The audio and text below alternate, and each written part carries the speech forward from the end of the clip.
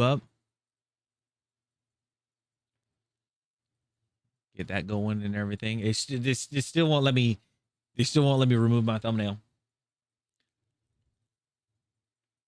I'm mad. They still won't let me remove the thumbnail. I want it removed. I feel like that's just never gonna happen. Anyway, so that's why my thumbnail says redacted. So let's see here. There's always issues with things that come out, but they get fixed real quick. Yeah, I heard the what do you call it? I heard it's a glass cannon, if that makes sense.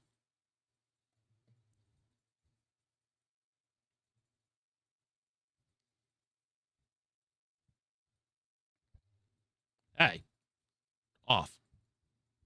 Oh. Ah!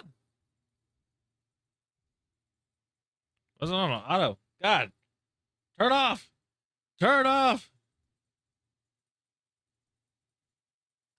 Oh God. Golly, that's freaking flashbang through the door. Holy.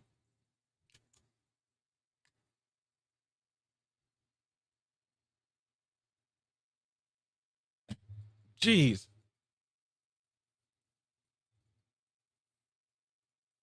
All right, hold on. I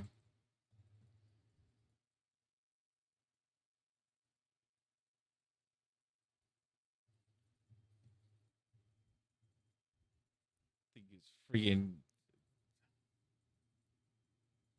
Oh.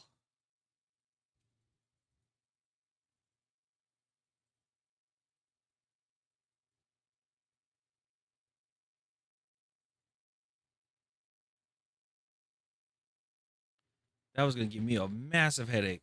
Oh my God.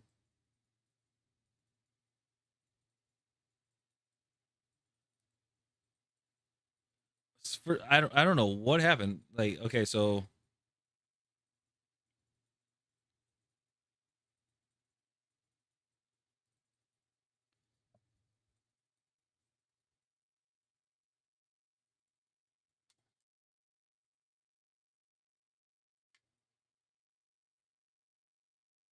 the batteries are good. I don't see no corrosion or anything.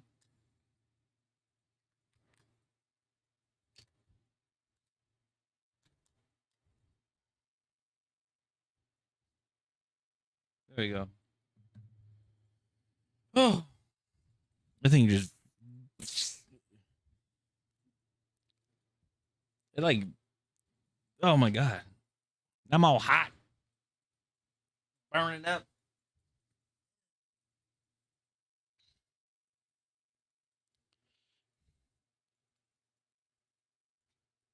I don't know. Today was miraculously a good day. Actually, I didn't do anything honestly, but some stuff I saw on LinkedIn and I'm happy about, excited.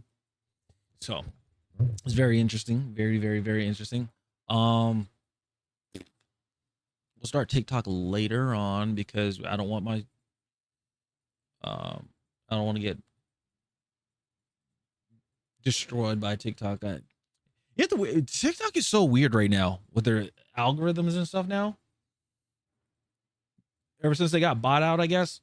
Um, it's just so weird because certain things you can do certain and other things you cannot do. So I don't know. It's just very weird. All right. So we got two videos. Like I said, we got one from Penguin Zero, and then the other one we got from Legendary. I almost said Legacy again. Legendary Drops. Always. Oh, I did upload one of the reaction videos to Legendary Drops, which was about you. No, not Ubisoft. It was about it was like a week ago about the UK, trying to the UK doing a lawsuit with Steam, which I'm like, again, it ain't gonna be fun. So, all right. Anyway, let's go ahead and let's go react to this first one. This first one is again Penguin Zero right here. Says, well, that sounds terrible. Don't know what this is, but hey, Sorry, let me unmute these. All right. Here we go.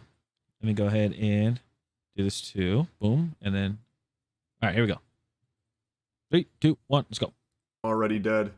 In fact, cards on the table, Charles White passed away 30 years ago, and what you've been seeing is AI working the corpse.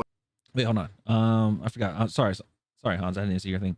Hans said it is a glass cannon. It only has 700 to health. But boy, does it go fast, and it's very accurate. Yeah, I heard people were destroying other choppers and stuff like that with those miniguns, especially. Like a puppet, Weekend at Bernie's style. Grok put Charles in a bikini. This concept actually isn't that far-fetched. There's been a lot of discussion over the last 24 hours about Meta's patent on AI that can run a dead person's account, continuing to post and chat on their behalf, and even replicating online behavior and video calls. It can do messaging and video calls. So even though the person is deceased, their online behavior will carry on as if nothing is wrong.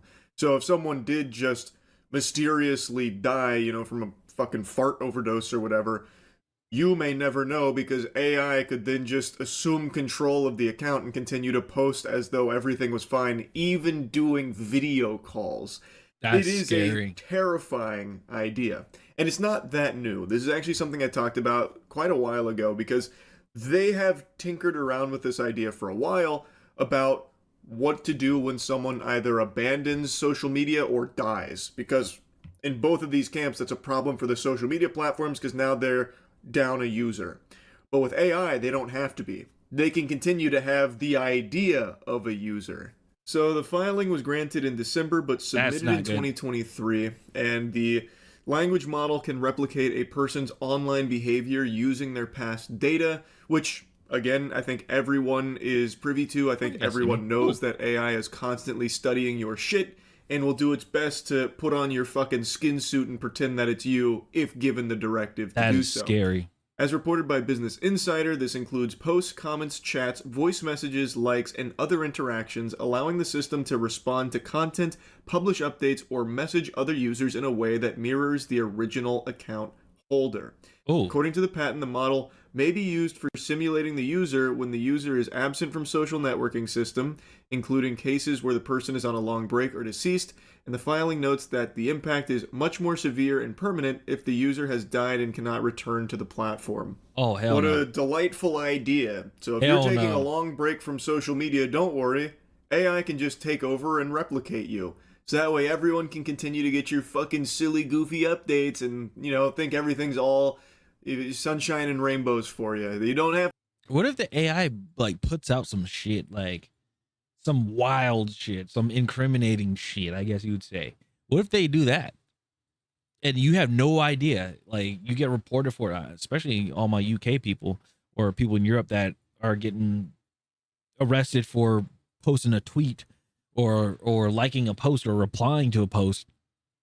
What if AI just like says, you know what, F this guy, you know, and you get a visit from the police saying, hey, on this day you wrote this, and you're like, no, I didn't. Like, how do you prove that? How do you prove like you didn't write it? You know, technology. Wow, it's so crazy. Like, technology can incriminate you. That's funny. What if the AI turns into that Grok thing that happened? Remember when it turned to Mecha? Oh yeah, when it turned to the Mecha Hitler. I don't know. Remember when people saw that and they flipped out? They were like, "What?" I'm like, I mean, what did you expect? You know, I don't know what to tell you. Yeah, that was pretty wild. I will say, that was very wild. Have to worry, even though you're taking a social media break. Why not post through it with the power of AI? Or if you're dead, why not let AI become you online? That seems like a great idea. Yeah, you know what that reminds me of? That reminds me, I don't know if anybody has seen it. It was called, I was about to say, was it called yeah, it's called Unfriended. And it was like a group of teenagers and stuff. Dang it, my message got blocked. Uh-oh, what'd you say? Hold on. Let's see. Yeah, 1 second. Oh. I don't know why it does that, but it does. Oh yeah. I mean, I don't know. I fixed the moderation on Twitch for Automod, and somehow it's just still doing it. But yeah. I've seen those miniguns destroy tanks by shooting it in the ass. Oh yeah, because the tanks are very weak in the butt. You just put the weak spots in the booty. But yeah, like I was saying, it reminds me of there's a movie that came out from like a while ago. I think it was from Blumhouse. It's called Unfriended, where it's basically these kids got onto a Skype call, teenagers got into a Skype call, and it was about like one of their friends, I guess, were she took her own life because she got what was it? Like she got embarrassed online. Let's put it that way. She got like publicly embarrassed online for something. And then she went to a park, took her own life in front of everybody, like she shot herself. And then later on, like these kids, they were on a Skype call, like, you know, all hanging out, saying, "Oh yeah, you know, the normal chit chat of like, oh, like, you know, are we going to the movies or something like that? I got tickets and this and that, blah blah blah." And there's this random person that comes in. It's just they don't have a profile, like they don't have a profile pic or anything. It's just like a default picture, and their name is Billy. And like this person doesn't say anything. They're just there, and they're trying to like get the person out. The person can't get out. And then they're like, "Oh, we're gonna play a game and stuff like." They play like a series of games like Never Have I Ever and all this stuff. And they're pretty much like whoever loses dies, pretty much like online Squid Game type shit, I guess. So it was very interesting because they're trying to figure, because like basically the movie is you're trying to figure out who ruined the person, and then you find out who it is at the end, and then like this Billy person who's just a paranormal entity, which is like of I guess the girl that deceased, basically what was it, that paranormal entity basically like leaked all the stuff of what the main character did, like the video recording and everything, because it was cut off like when they the embarrassing video. But then apparently this entity had the whole thing. So then they posted it, and everybody's like now publicly shaming the main character, and she's upset, and then she dies at the end. Let's just put it that way. But it was a very interesting one. They came out with a second one too, which was a little more crazy. But yeah, it was all a Skype call thing. And very this kind of pitch, again, isn't that new. There is other companies that have proposed similar ideas for like the grieving process. So when a relative passes away, AI has, and this has actually been used before, unfortunately, AI has been used to make a clone of them in the, fucking digital cyberspace. So, your beloved Meemaw passes away, and AI can come in and mint her on the fucking blockchain. Turn that bitch into an NFT or something that can talk to you and pretend crazy as though she's still there. Which I think is just so twisted. I think that is so fucked up. And like I said, that has been done before and is probably going to be done more often because these are some slimy, shady companies.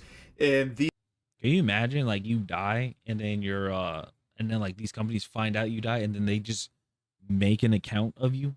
They just make like you haven't had a Facebook account in like over 30 years or some shit like that. I don't know. Like you haven't had a Facebook account that long. Not 30 years. What am I talking about? Like 15 years, I guess. You haven't had one, right? Deleted it. It's completely wiped off the earth. But then you die, and somehow randomly there's an account made of you by this company. I feel like that's where they're going with this, and it's scary. These parasitic vultures latch on to this kind of thing to try and exploit it. So there are companies that are trying to utilize AI in order to capitalize off the death of someone by injecting themselves into the grieving process and offering a solution.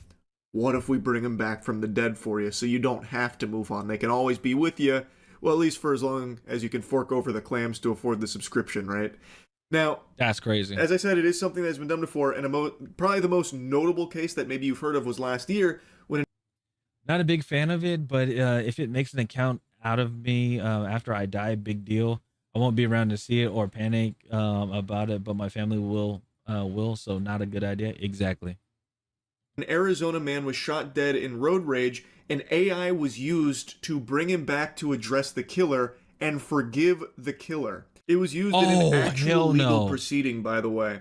It's a shame we encountered each other that day in those circumstances. In another To exonerate the freaking to exonerate the defendant, the guy that shot the guy. That's fucked. Can you imagine that?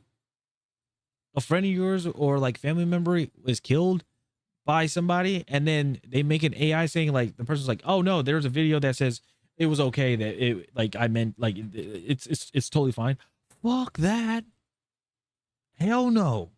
life, we probably could have been good friends. I believe in forgiveness and in God who forgives. I always have, and I still do. And it was effective too. The judge fucking loved it. He was suckling from the titty. I loved that AI, Judge Lang said, Oh describing hell the video's no. message as genuine. Thank you for that. And as angry as you are, and as justifiably angry as the family is, I heard the forgiveness. And I know Mr. Horcasitas appreciated it, but so did I. Do I even really need to dive into how scary that is? Dude, that's terrifying. I shouldn't even need to. I'm going to just respect your intelligence as And also the way of how judges are nowadays. Like in our judicial system. I'm sorry. Like certain judges that got appointed and everything, it is scary. Like there are people that are going to jail just because the judge feels like it. They just think like, oh yeah, like I've been through that before. I'm just gonna instead of being out of like evidence and facts and things like that, it's like no, it's just all based off a feeling. Like somebody, like if I was like I don't get locked up and somebody was like, I feel like Al Pacino is a threat to society. No evidence proven or anything. I just feel like he's a threat to society. I can lock him up for life. That's what's terrifying. So, and then this person believing in the AI, that is crazy. Like right there, you should be removed. You should be removed if you're not doing anything based off of facts and like actual evidence, like hard evidence. You should be removed. a thinking being to connect the dots on why something like this is a fucking horrible thing, especially in this setting, a legal proceeding. Yeah. And now you have the judge glazing it. That's some unnecessary dick riding right there. That's a 15-yard penalty. Actual lunacy. Now, to go back to the main subject of the video about this patent that would allow AI to replicate a deceased person, it's worth mentioning that even though the patent is granted, it doesn't mean that they are proceeding with this. According to them, which you gotta take with a huge, fucking colossal, ginormous grain of salt, not even a grain, like a big old rock they of say salt. they're not pursuing it. They say that they're not like really exploring this, all that in depth or anything. And even according to an older interview from Mark Zuckerberg, he said, if someone has lost a loved one and is grieving, there may be ways in which being able to interact or relive certain memories could be helpful, and noted that the technology could become unhealthy. That's an Why don't you just, I don't know, you have a photo of them. Really? You have a photo of them. You probably have, like video recordings of like you hanging out with the family member or a friend or whoever it is, right? Like, do you really need like social media or AI to do that? I don't think so. Understatement there. It would 1000% be unhealthy. It's not an uncertainty. It is unhealthy. And I don't fully buy the idea that they're not actually pursuing this because it's very lucrative. There are no doubt tons of grieving. I understand it's difficult to lose a close relative or a family member that you're really close with, but it would be severely disrespectful to the memory to do that to them. They die, they deserve peace. Yeah, exactly. Like this is, I can't even say it's one for one. It's up there.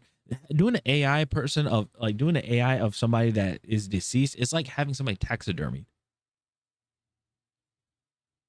It's just weird. It's just very weird. That's just me personally. I can only speak for myself. Families that have suddenly experience loss, that would absolutely pay money for a service like this. And these companies know that. There is no low AI won't sink to. So I fully expect in not too far into the future this to be like a normal thing. Now, just think it could be used against someone that you don't like. That's crazy. That is great. Somebody I don't like, if I know they passed away, I'm like, okay, they passed away.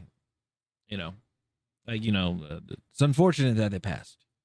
It is, but because I do not wish death upon anybody. But that is crazy. It's disgusting. I hope that gets shut down. I do too.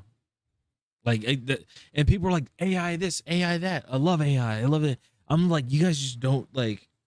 I understand, like it's new and everything. It's just like how internet, like when the internet was birthed. If those that know, when the internet was birthed, like everybody's like, ooh, the internet this, the internet that.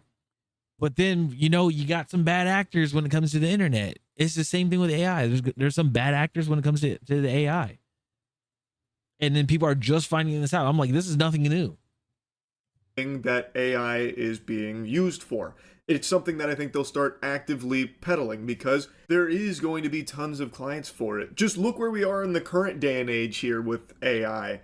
There are people that fully delude themselves into believing that it's real, and even the ones that know it's not real don't care because it's feeding them exactly what they want to hear, so they become obsessed with it. There are people that have killed themselves over AI, and there are people that have chosen to make AI their soulmate. Like, just recently, ChatGPT 4.0, right?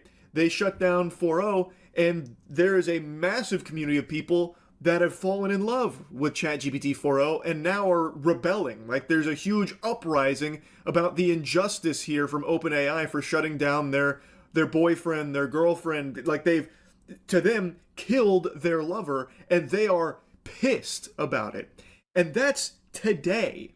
Imagine where this... Yeah, it's crazy. There's one where I think it was a guy or it was a woman ended their marriage. They had like a I don't know, it's like 5 years or something like that. Ended their marriage because their AI said that they loved them.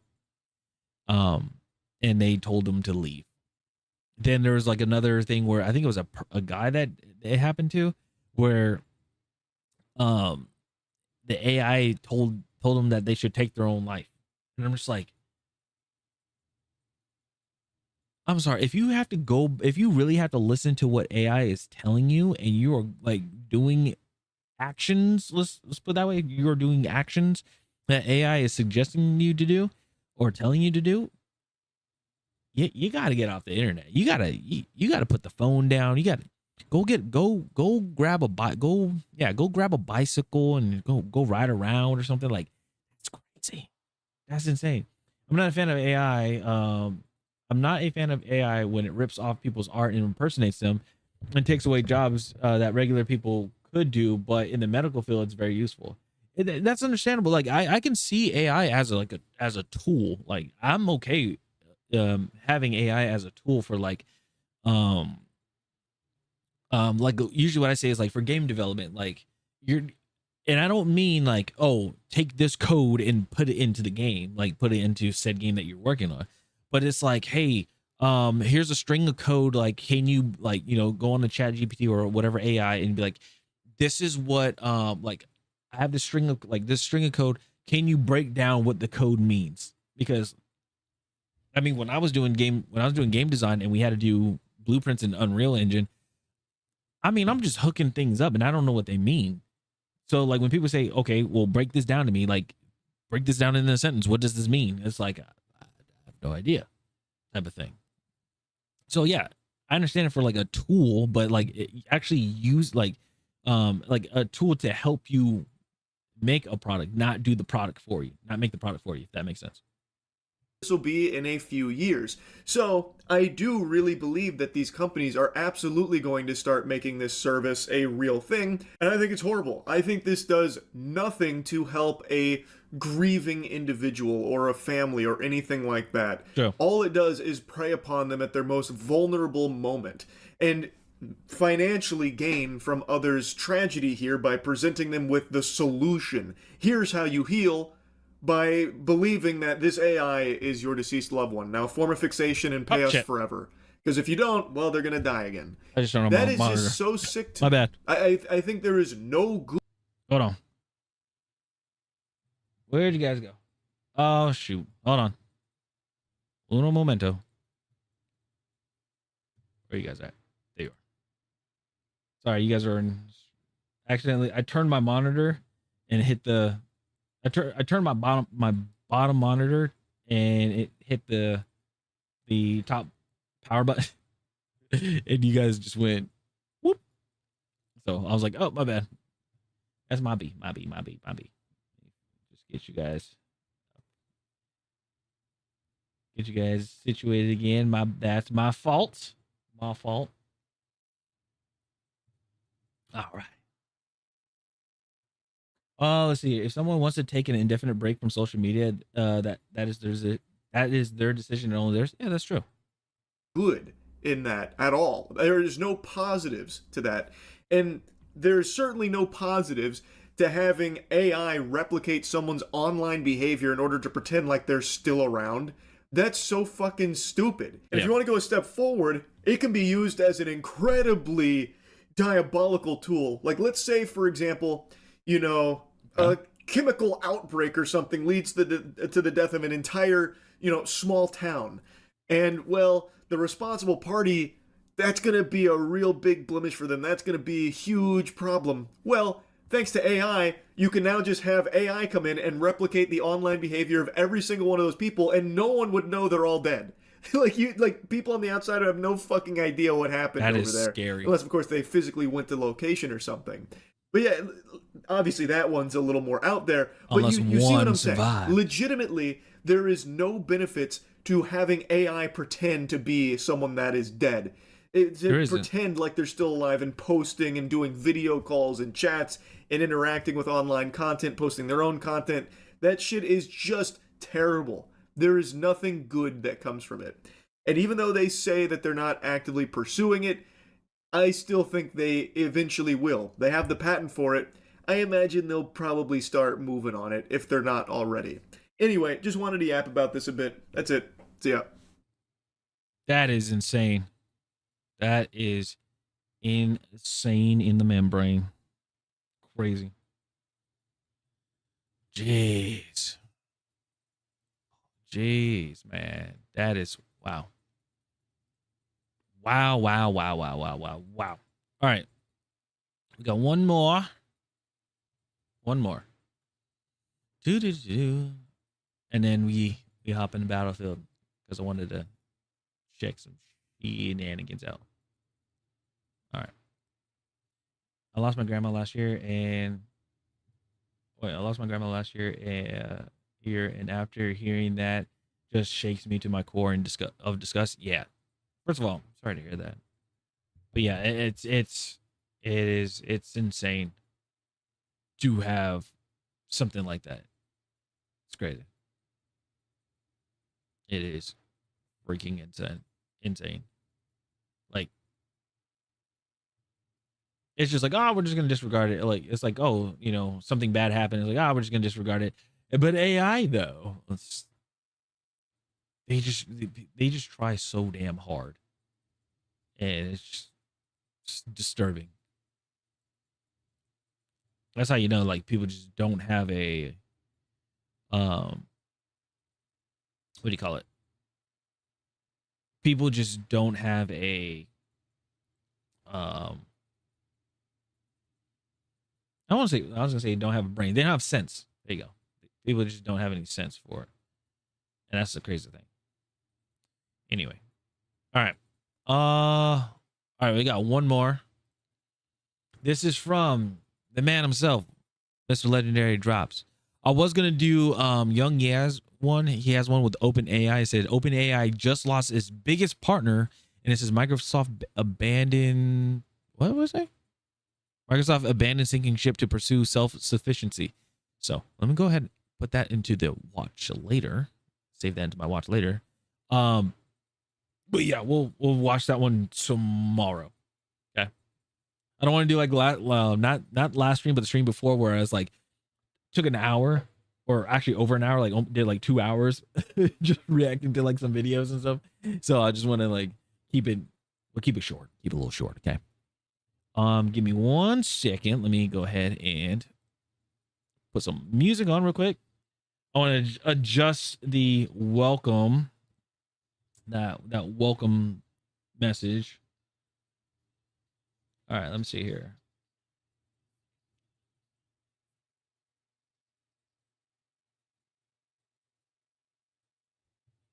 All right.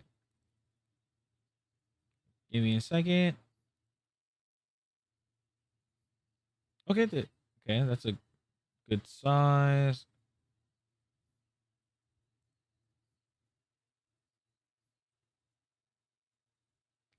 Okay. And then I go to where was I at? Oh, fuck my vision. I can see it all my headless. I can see it all my wishes. I can see it all. Yeah. All right. Let's see here. Welcome message. Hello.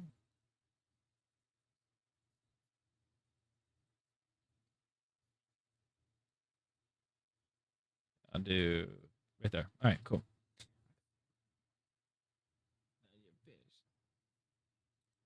All right.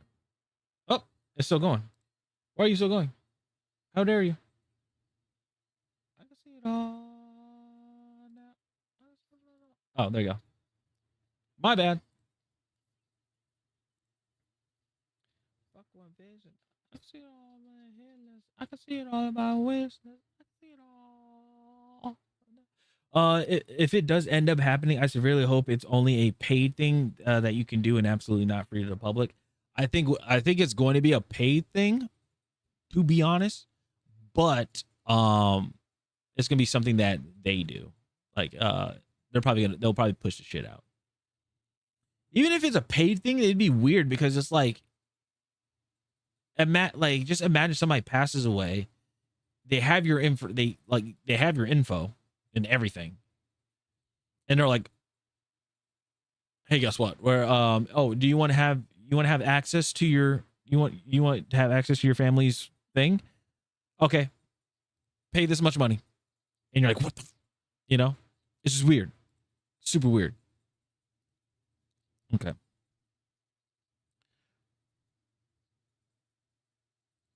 I don't want to get, hold on.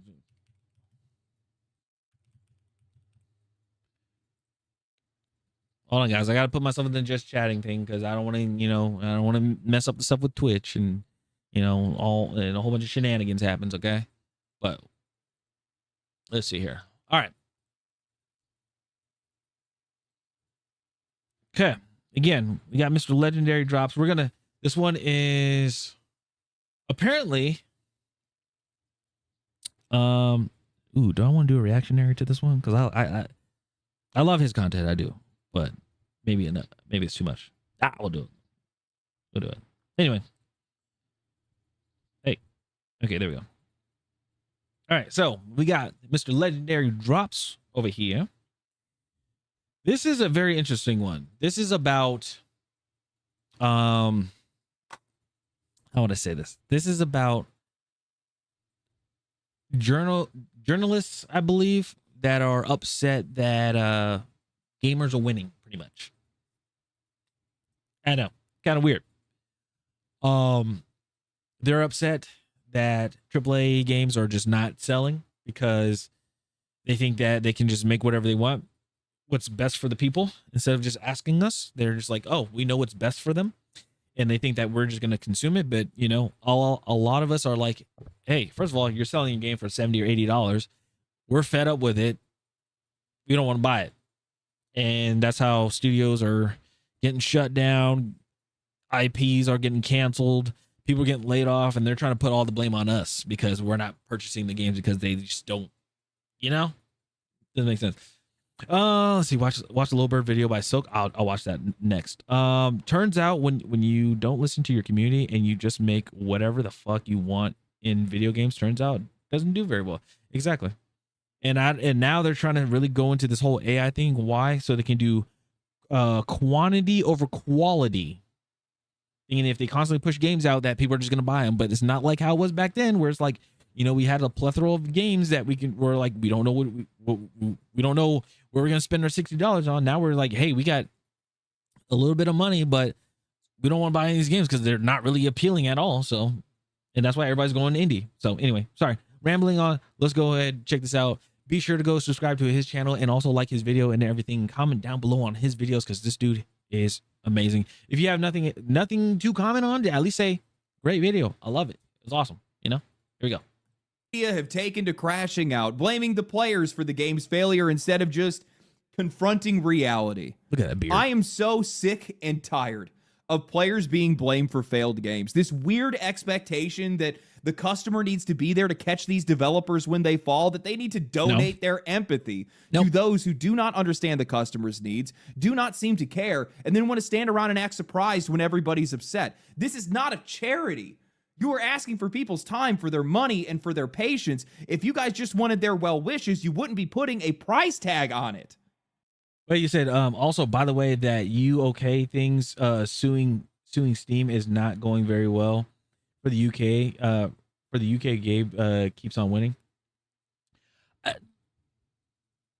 My thing is, it's just in the long run, when it comes to if that lawsuit does go through and people are like, I don't know, people are ecstatic and people are excited. Oops, sorry.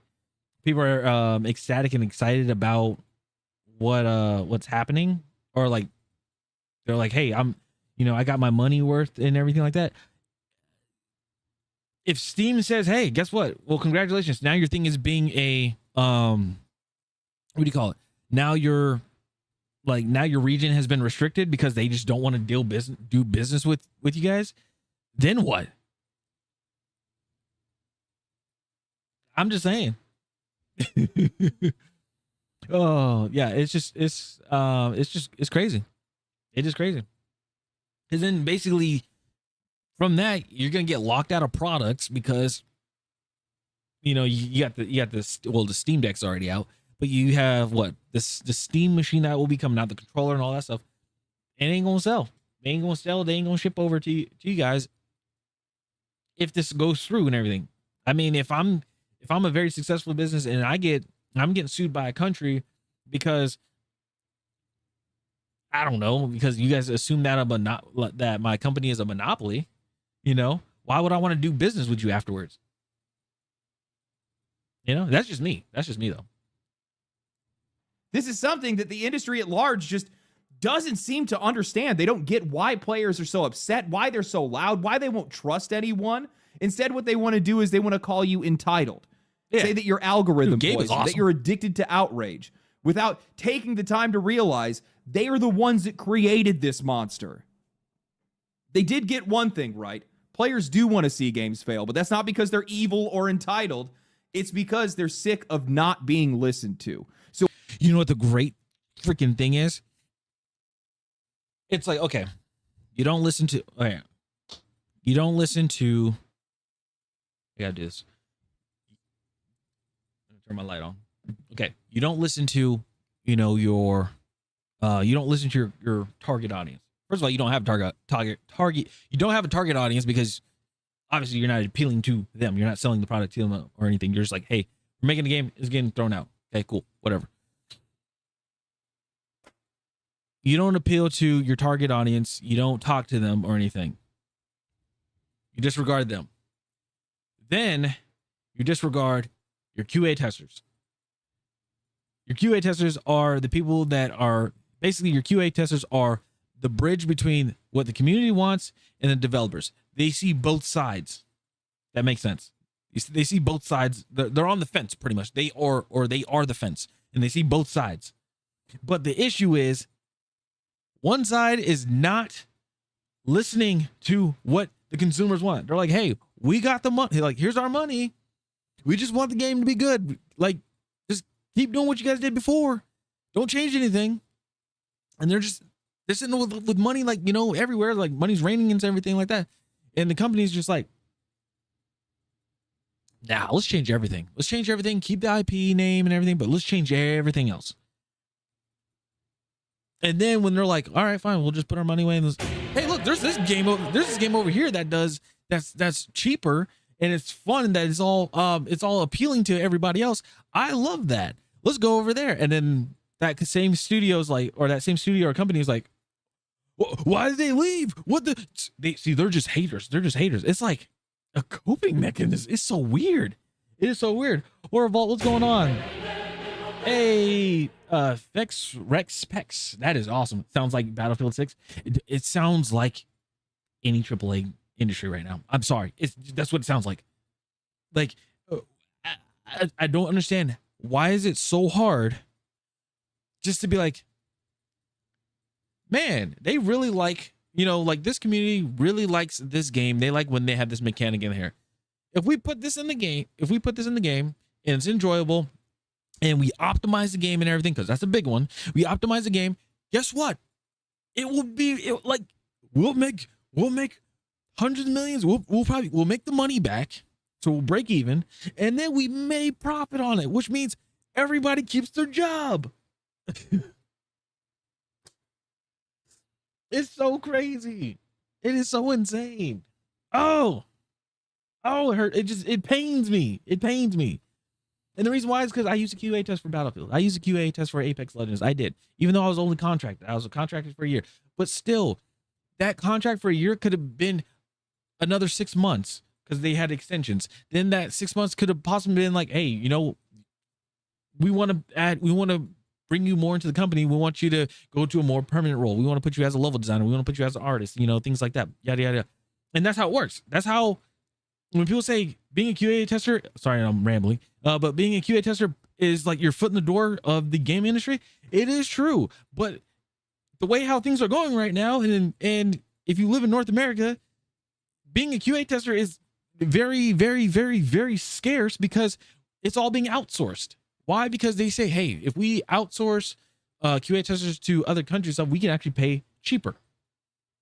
Yeah, that's what's going on. That's why you can't find a QA tester job. It sucks, and it's terrible. I just want games to be good. It's not a problem. Like, not every people aren't pissed off that we don't want games to be bad or anything. We're just sick and tired of getting crap when you guys promised the game was going to be good. Like, you did beta tests and everything, and the game, it seemed promising and everything, but then the game is terrible. Or you have somebody higher up that's just like, sorry, I'm going back to the whole XDefiant thing. I used to be an XDefiant creator because I love the shit out of the game. But even the executive producer was like, the game is not ready. He told big Ubisoft, the game's not ready. We got issues like netcode and stuff like that. We're still working on that. They said, doesn't matter. Put the game out. Look what happened. Game is no longer here.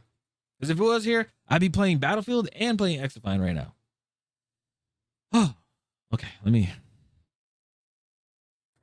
go ahead and take a sip of G Fuel. I'm sorry, guys. I'm sorry. And this is why the game industry is just, it's so tough to get into. This is why indie games are going. Sorry. Here we go. So when words fail them, they realize the only language left was consequences. Yeah. The video game industry suffers from a severe lack of accountability and self-awareness to the point that now it's honestly just getting hard to turn everything into comprehend. high guard. The same lessons get taught over and over, and nothing ever gets learned because the people that are making those mistakes refuse to believe that it is them. And we see this every single time a game fails. There's always an excuse that's deflecting around the obvious. The market's tough. We didn't time our release right. Sorry, you know what it sounds like? It sounds like how the industry sounds. It sounds like a breakup. It sounds like a bad breakup or something, right? You know you did something wrong, but you won't. But you did something wrong. You know you messed up. Like, you were the cause of that breakup, of that relationship to end. But your friend or whatever is constantly just, they automatically decide with you. They're like, it's not your fault. That person was a piece of shit. You deserve better. You didn't do anything wrong. And then you're like, yeah, I didn't do anything wrong. That's what game journalists are doing. This is what the mainstream media is doing. That's what they're doing. Oh, it sucks. Love the chat. Love you. Right. The genre's oversaturated, and now their new favorite, it's the players, it's content creators, it's the culture. Apparently, we manifested their failure into existence and unfairly got what we asked for. We've watched this same cycle for the past few years. A game gets announced and it genuinely breaks your brain trying to figure out how that game even got greenlit. Developers in conditions so sheltered that the second that game touches sunlight, it just evaporates. The character designs, the themes, the gameplay, the genre. Players look at it and they feel two things at the same time. Offended that the industry thinks this is worth their money, and frustrated that this industry refuses to save itself. True. So then what happens? Well, the trailer gets downvoted into oblivion. Social media lights up. People say very clearly and directly, this is not what we want. The industry ignores it, calls it noise, pretends that it's the fringe. And then, while the game launches, nobody shows up. And somehow, yet again, well, it can't possibly be them. No. It has to be the players. Yeah, here's my question.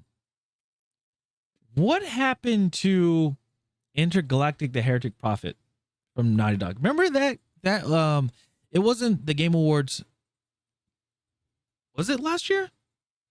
It was either last year or the year before. They came out with a trailer and it just all disappeared.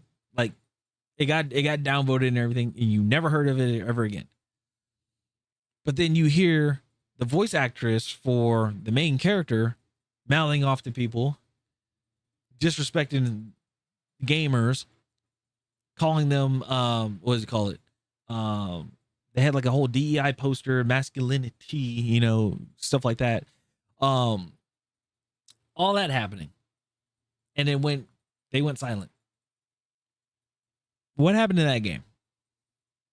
That game should have been out. Last I heard, they were in a crunch time trying to make the game. Because I guess Sony's like, dude, we had enough of this shit. You better make this damn game or that's it. It won't end. Their money is empty. Oh yeah, I bet it's empty. Because I mean, they're already dealing with stuff with Marathon, and they put over hundreds of millions of dollars in the game, and they had controversy that happened left and right. And then Destiny, I don't know. Renegades did well, I guess, but it's just been worse. Their money is going to be empty until they listen to their fucking player base. Exactly. They need to, with live service games, when it comes to like just the games that they have. If you had a game that's been out for like, I don't know, 4 or 5 years and stuff like that, and like just make good enough content for that game and just like start working on the next one. The reason why I say that is because I loved Destiny 2. It should have ended when the final shape came out. Like that should have been the end of it. Ended that chapter, close it out. And then when what was it? Edge of Fate came out and Renegades, that should have been Destiny 3. That's what it should have been. It should have been Destiny 3. But it was all ruined and everything. It was just terrible. Their money is going vote with wallets. Yeah, vote with your wallet. That's why I get I like playing indie games. I get a lot. I've been getting emails from indie devs that are like, "Hey, we want you to try our game out." Which, guys, after the push and after the grind and everything, what we'll do is we're gonna be playing those games. Like Rogue Point. If you guys have seen me play that in the past, I have one more code that I want to give to somebody for that. And then there's another game as well that I'm gonna test out and stuff too. And we're gonna do videos and stuff like that as well. So yeah. It's indie games are up. Let me put the last thing I will say. I'm sorry, and just keep going. I think what it is when it comes to AAA industry, they're so into complex designs of games, where it's actually collapsing on itself. Like they're collapsing on themselves for it. Because they're trying to do too much. And we're not asking for that. We're just asking for so little. Like looking at, games like Peak, looking at what do you call it? Silk Song and stuff like that. Those aren't complex. Those games aren't complex at all. It's very simple. Was it RV There Yet? That as well. It's very simple. And the crazy thing is, Peak is a game that a few people made from a game jam, and they just worked on it. They just kept working on it more. That game was made from a game jam, which means that game jam, depending roughly, it's 3 days. A game jam is usually 3 days, unless that game jam was like a week or a month. But yeah, game jams are very short. So the fact that that game is doing very well and selling pretty well, Just saying. In 2026, that game was high guard. Everybody knew it was going to fail. Everybody said that it would. Hell, I made a video the day after its announcement saying exactly that. It looked half-baked. It looked like it needed more time. It needed to go into beta. That feedback was everywhere. The entire internet was criticizing It looked like people in Then college the game made it. released and it failed. Oh my gosh, what a surprise. Now we have the developers placing the blame at the feet of the players and content creators while assuming none of it themselves. Yes, Josh Vex, Sobel, one of yes. the technical artists on True. High Guard, took to Twitter to write a lengthy reflection about how I have that as my Twitter header. gaming culture destroyed the game. I'm not going to read the entire thing, but you do need to see just how out of touch this mindset is, because every time they say this stuff, it just proves the players right.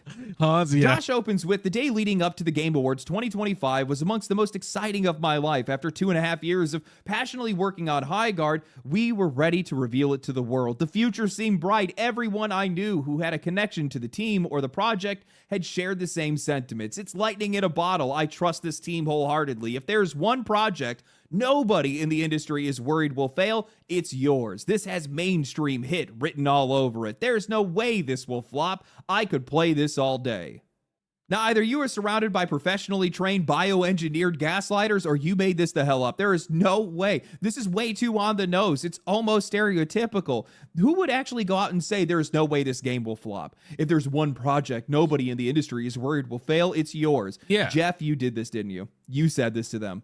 Your game was sheltered. I assumed as much, and I said as much in my review after the game had launched. Hell, I even think I said it in my intro. The more that I played it, the more I watched on as people with zero stake in the outcome cheered it on that probably weren't even playing it themselves. The more obvious it became to me and also to everybody else that this game was a casualty of toxic positivity, no different than Concord, because otherwise it would have never made it to market. Mining rocks in a first-person shooter, massive maps with 3v3 and 5v5, even when you bumped it up later, a shooter. You know the crazy thing is?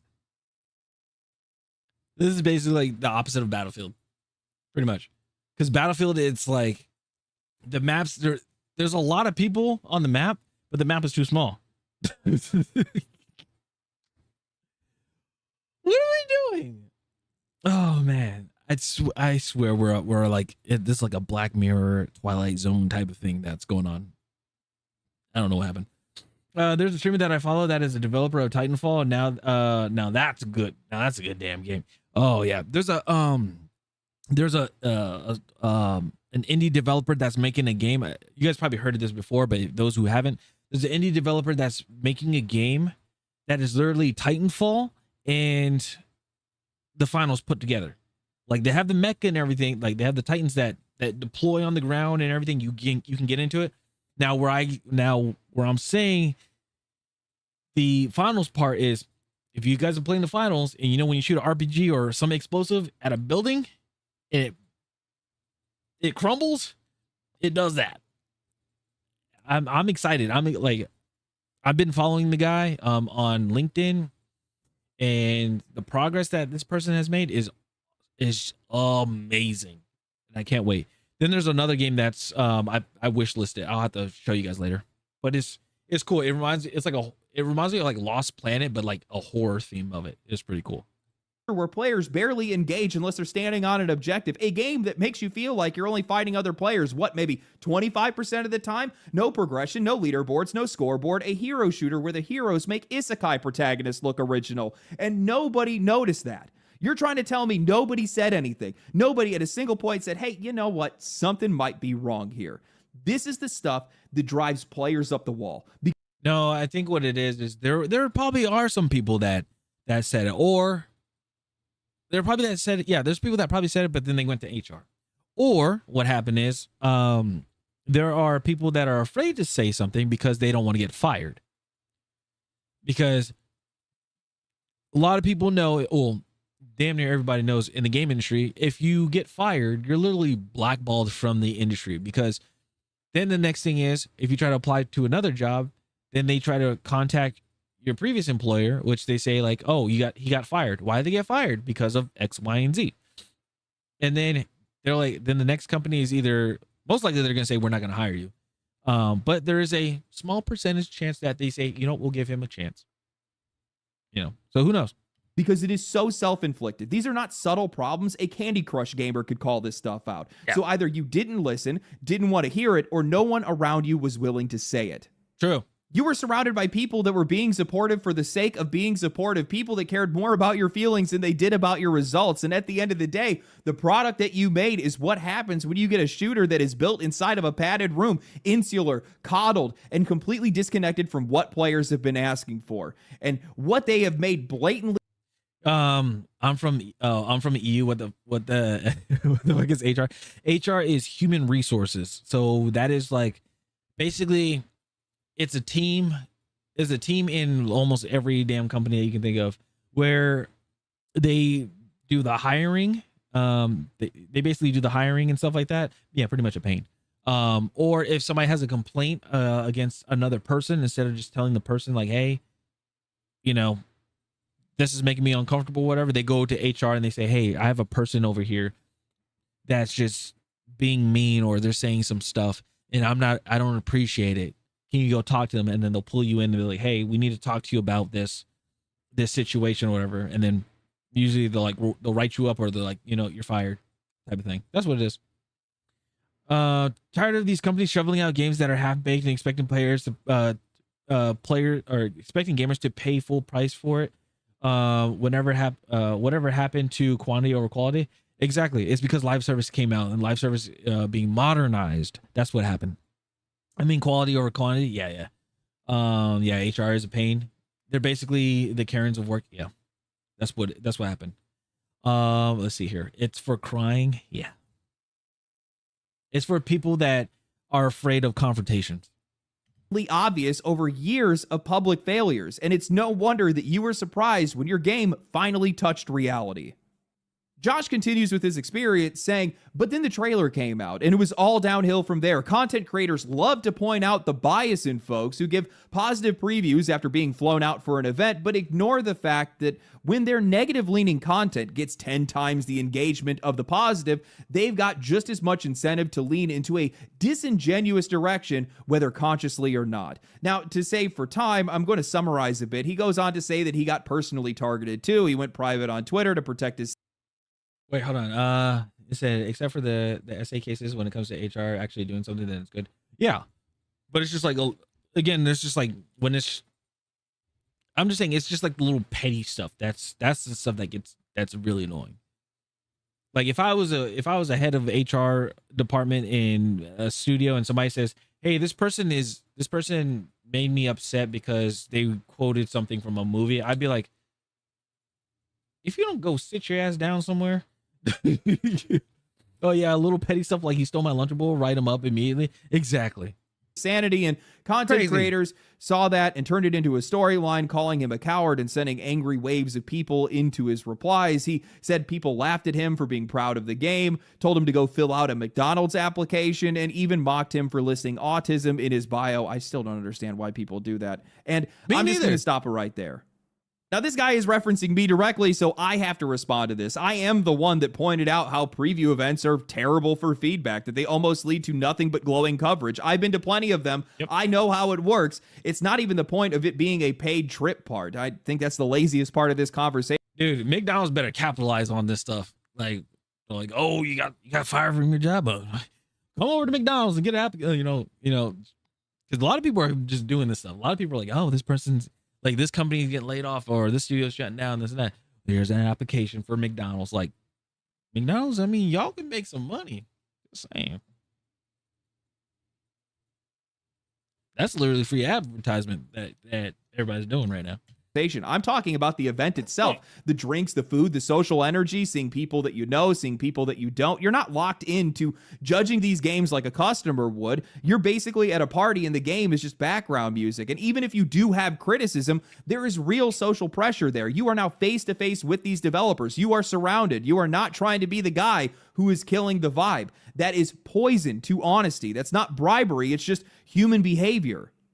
But you want to go and flip this into content creators did this to us, that me and others disingenuously attacked your game because negativity gives us 10 times the engagement. Same thing. You I have did no too. idea what you are talking about. And honestly, it explains a lot. It explains why your game failed, why so many other games are failing, why games media is struggling, because you people do not understand other people. You do not understand basic social behavior. And also, for the record, 6 out of the top 12 videos on this channel are positive. I am not some rage merchant that can only function off of hate. Yes, I do critical content. That is the theme of the channel. I compare, contrast, and I react to what's being said around a lot of these games, but my opinions do not create public opinion. They are a lightning rod, a loudspeaker for people who already feel something. Content creators cannot make people love a bad game. We can't make people hate a good one. Exactly. The people who grow in this space are the ones who naturally resonate with others, not the ones that are trying to force a narrative.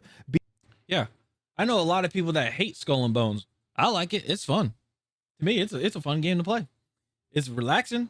I'm on my ship. I go shoot other ships or plunder other areas and stuff like that. I have a chill time. This is fun. I do it on I play it on my Xbox. I'm a projector and everything. I just sit there and have fun with it. It's fun. It's relaxing. That's my cozy game. So yeah. Being a contrarian does not work for you. People just want a fresh perspective, true, but at the same time, they're trying to seek out what they are already interested in. Go type in, I hate Skull and Bones actually does have they do have like a little sea shanty thing. It's pretty cool. Except when you get shot at.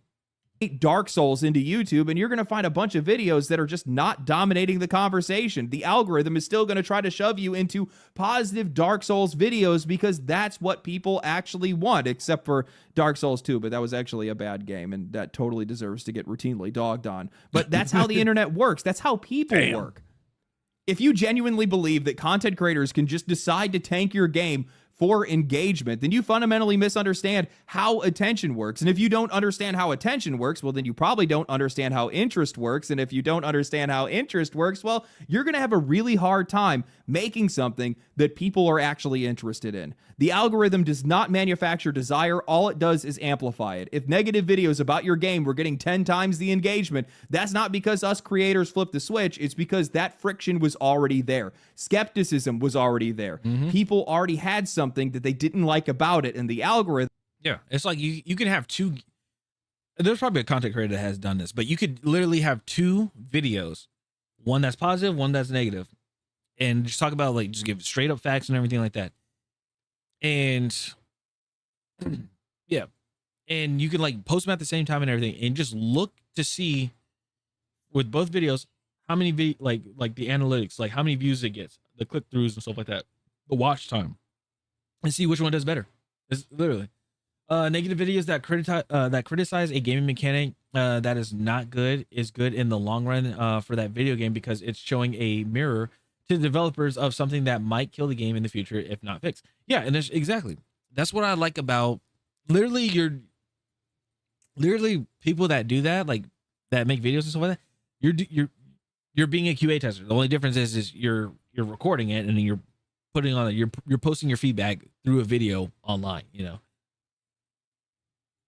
Now again, it's just how people take it. It's most likely the people that deny it, it's an ego thing.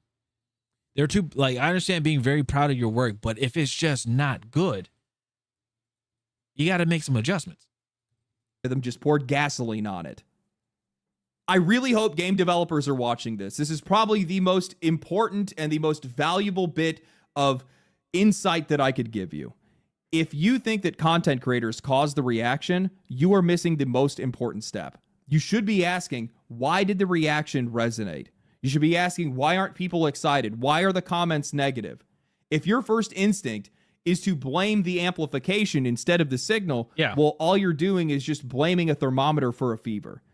Yeah. You are so sheltered that you are instinctively deflecting any type of accountability before it even shows up at your door. Content creation success is about resonance. Video game success is about resonance. You cannot strong arm people into liking something. You cannot strong arm people into hating something.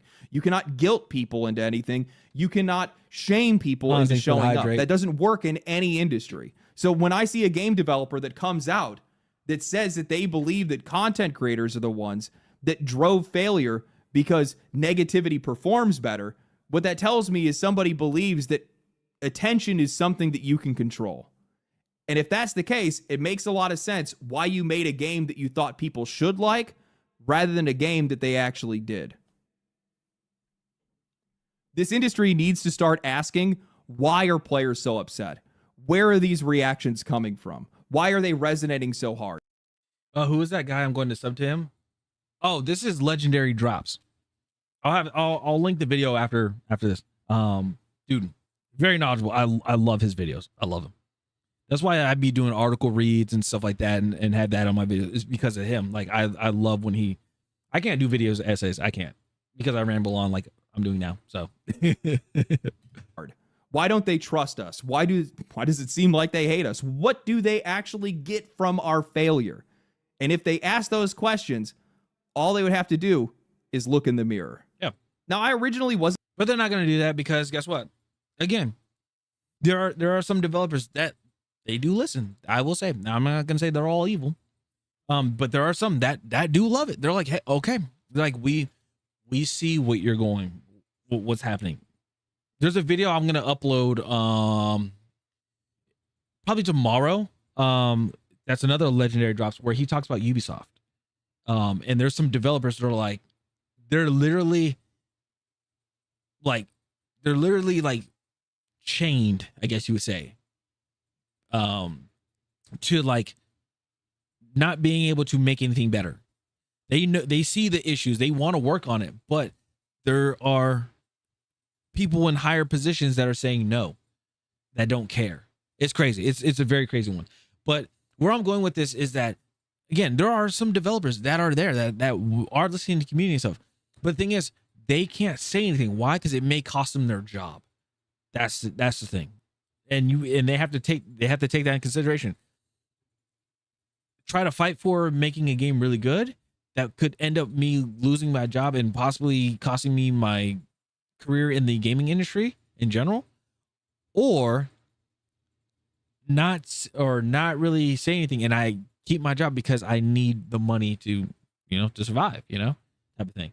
So yeah, what if Battlefield 6 price was $6 versus $60? Oh, if it was $6, I think it'd be a little more, I want to say receptive. I think people would have a little more understanding to the stuff that they put out. Yeah, there'll still be a good amount of people that leave the game, but they'd be like, I mean, hey, the game was $6 type of thing. A lot of people were playing 2042 like I did. I played 2042 on Xbox probably like 2 years ago because the game dropped down to $12. So I went ahead and subscribed to him. He's a very well-informed individual. Yeah, his video essays are awesome. I love people that do video essays. Wasn't going to comment on any of this developer's posts outside of my live stream because I felt like I had already said what I needed to say in my review. But this last point in his response made me realize just how big this problem actually is and how the industry needs a very clear answer. Josh went on to place the blame at the feet of players, pointing out meme phrases like Concord 2 and Titanfall 3 died for this. He also claimed that the game got hammered at launch with 14K review bombs from users with less than an hour of playtime, saying that most of them didn't even finish the tutorial. And then he says this. In the discussions about... Sorry, that's how you know that's bad. That's how you know your game is freaking terrible. Just saying. That's how you know your game is bad and it's terrible. If a lot of people are quitting during the tutorial, that means your player retention is it's down there. It's way down in the dirt. It's not in the prison. It's underneath the prison. That's what it is. It is insane. Like, that should tell you something. That is like game developer 101, game design 101.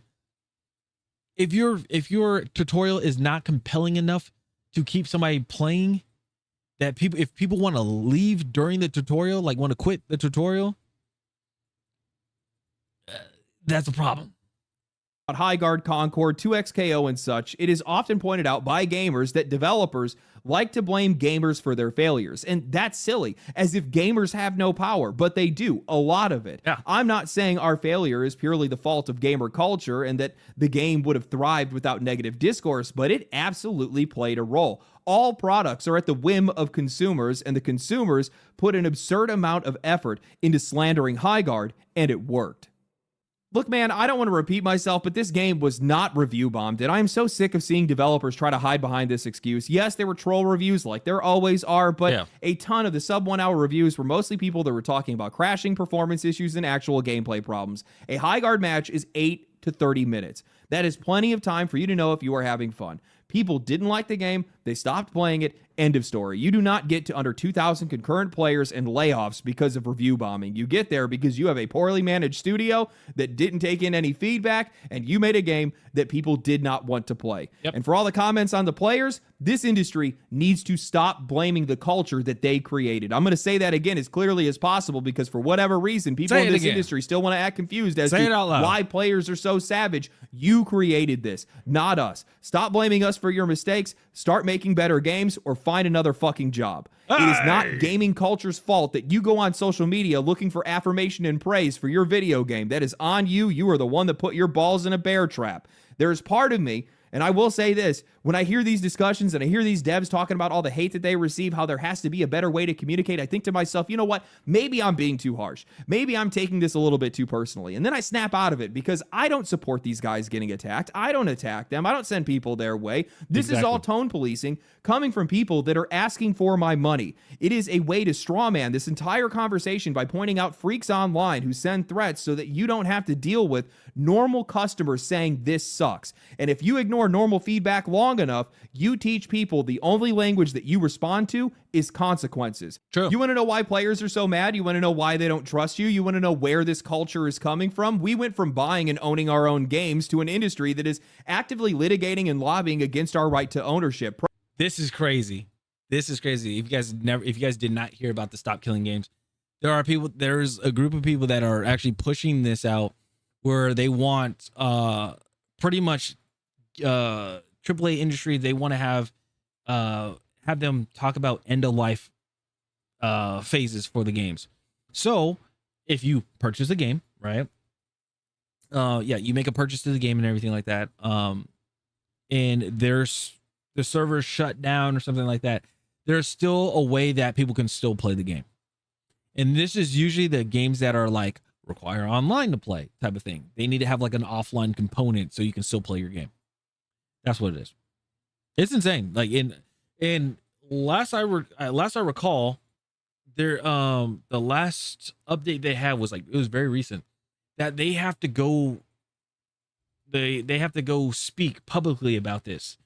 I'm not sure. I don't know if I don't think it's Parliament. It's some like they have to go like to a hearing or whatever and actually address this, which I'm like, do it. Yeah, it's awesome. Let's see. The amount of time it takes for me if I'm not having fun in a video game is 1 minute. Yeah, exactly. For me, it's like 5 minutes because I'm like, all right, this doesn't seem fun, but I'm like, all right, maybe this just this part. Then I'm like, all right, okay, yeah, this ain't fun. Yeah, it's amazing that they're doing this. I hope this goes through. Hell no, if I purchase a video game, I don't want the polishing company to be like, oh, it's not going good, let's take that away. Exactly. So that's what I'm saying with the Stop Killing Games. That's what they're doing. They're like, hey, if the game is not, if the video game, if they're just not working on it anymore and they're like, oh, it's done. They're like, no, they still have to have an end of life component. So you could still play the game. It's kind of like, Ghost Recon Future Soldier. I was playing that on a Sunday side quest. That was like the very first video that I did for Sunday side quest. You can't really play online because there's no servers. But you can still play the campaign and stuff like that, which is cool. You can still do like local co-op play and stuff. So yeah, it's pretty awesome. Like that's what they want. That's what Stop Killing Games is pushing. They're like, hey, have an offline component so we can still play the game. That's it. So we don't have like something that's just sitting there in our in our Steam files or on our Xboxes or PlayStations type of thing. That's what it is. You're renting games. You're renting all games now. No, I'm not. No, I'm not. I got my tangibles. Nope. That's why I like physical games. Pressuring us into subscription services so they can drip feed us access and eventually feed us ads inside of games that we already paid for. We watched an industry with no microtransactions turn into an industry that begs for more money at every opportunity. Microtransactions turning into macrotransactions, bundles that cost more than full games, skins that are pushing $500, hidden stores for whales who have already spent $10,000 so that people can drop almost $50,000 on a spaceship. And even when we do try to support indies or Kickstarters, well, they still get bait and switched and left with nothing. We stand by and suffer while the industry parades around. Did you guys hear that Ashes of the Creation thing? Like it was like a beta.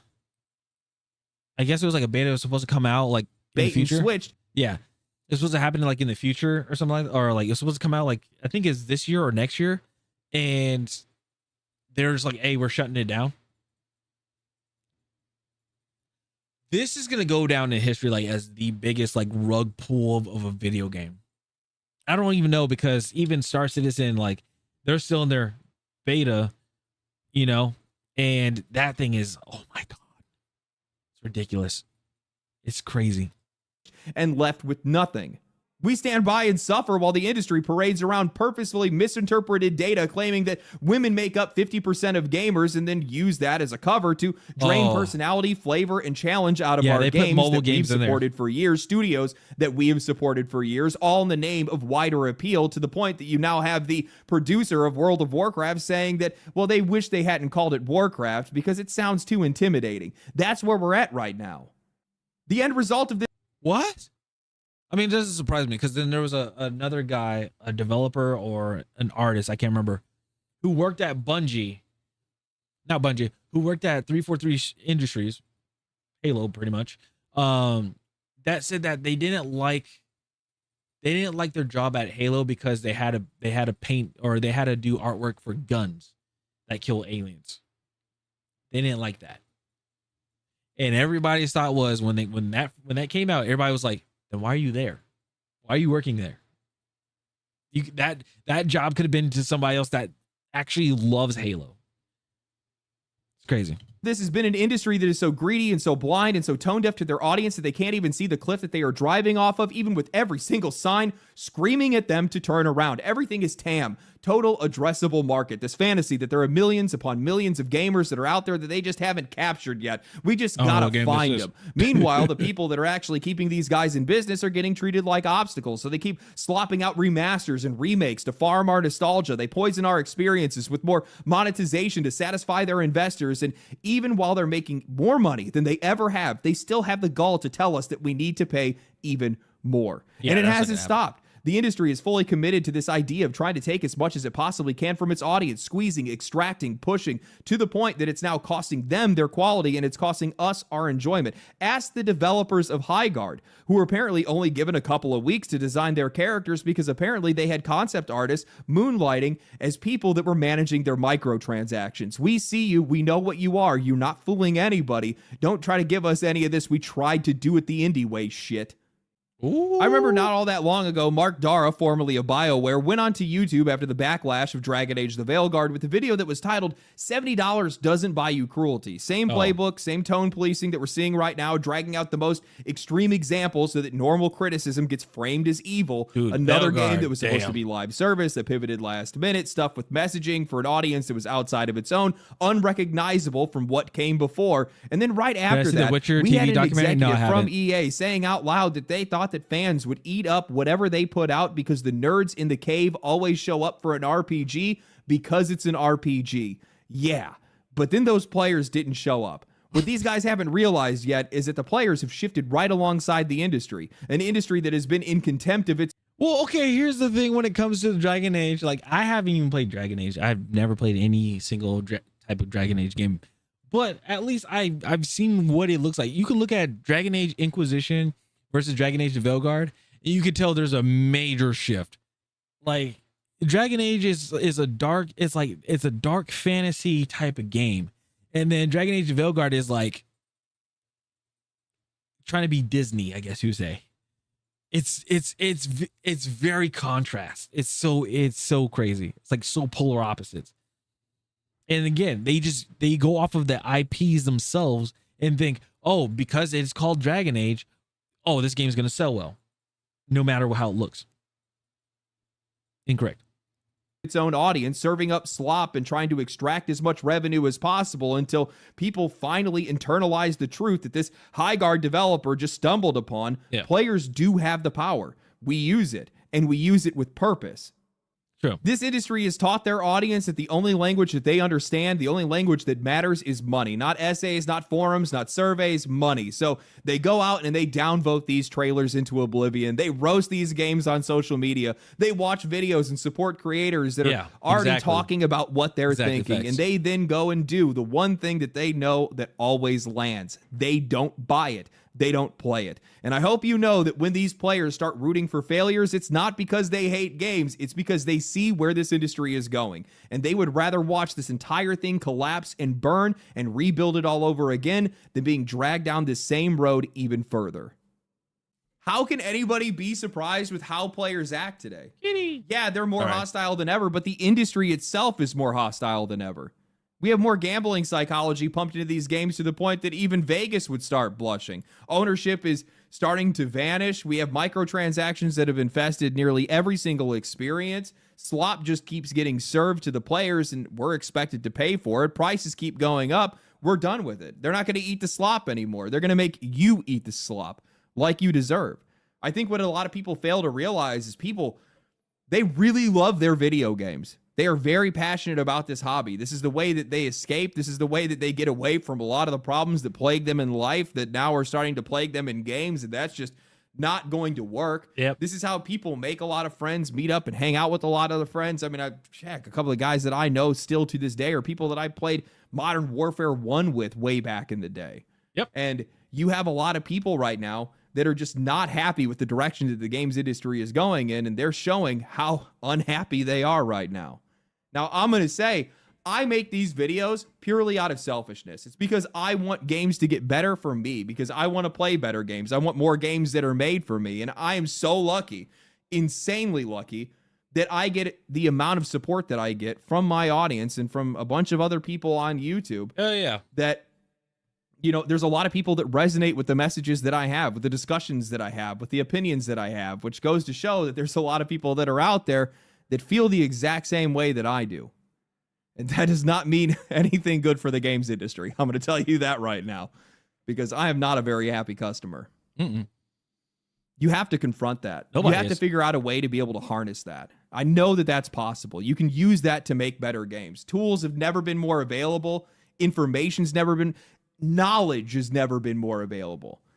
And the ability to get feedback and connect with customers and get a pulse on culture has never been easier to do. It is just a click away. All you have to do is just listen and make better games. All you have to do is just put in the effort to understand and make better games. True. If we can get away from this self-absorbed games if we can get away from this self-absorbed games industry that we have been infested by for so long, where people want to have their cake and eat it too, where they think that they can just do whatever they want and that players are going to show up and pay for it.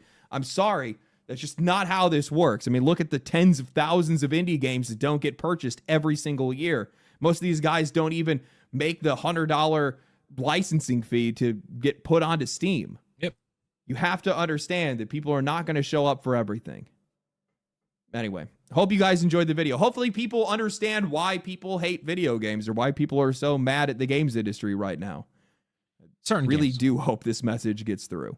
If you guys enjoyed this video, like the video, subscribe to the channel, share it with your friends, share it on social media. Definitely share it on social media. Share it on all the medias. Make them know. Let them know. Subscribe to the channel, like the video, comment down below. And I will catch you guys in the next one. Follow me on Twitch. Follow me on Twitter. Stay cool. Stay righteous. Stay safe. Peace. Nice. Yeah, so there's this video right there that is, again, Mr. Legendary drops right there. Here, I'll put it, make sure I'll put it in the chat. There they are. There it is. Yeah, I mean, the man always hits some. He always hits some amazing points, amazing points when it comes to things in the game industry. And the funny thing is, he is not like, you know, a games journalist and stuff like that. He worked at a construction company, like doing, I think it was like business or something like that, with like a construction company and stuff like that.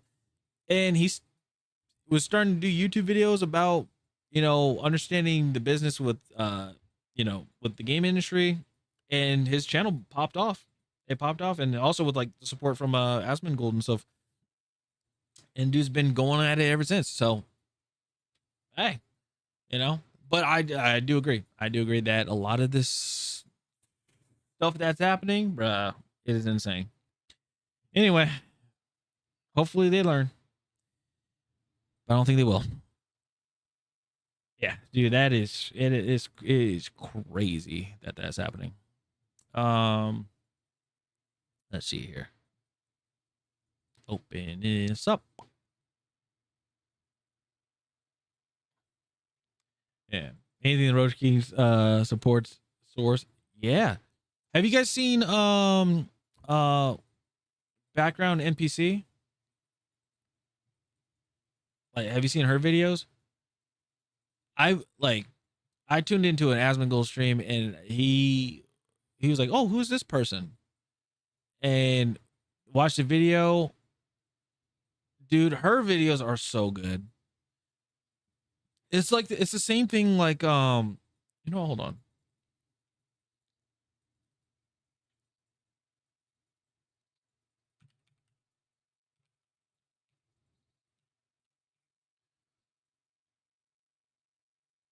Did she do a new one? Like, I've been watching her videos and I love them. It's just, think of it like NPC drop, or not NPC drops. I'm sorry, like legendary drops. I just merge them together. Hey, Free Fall, what's going on? Everything good, Alpha? Yeah, we're just reacting to some of the game industry stuff, which is pretty crazy. So here, I'll do one more just because I want to show you guys background NPC. Like, her channel is her channel is amazing. Tell me their channel, I'll go give them a sub. Here, it's right here. Background NPC. She does amazing videos. And it's because, like, a lot of people, you know, they like, when they hear, you know, like video essays about games and stuff, it's usually like a male. But the fact that it's a female that is talking about it, like a female's perspective of it, it's like, now you can't say shit. It's like, now critics can't say shit about gamers not being happy because you got actually have females that are talking about it. So let's see here.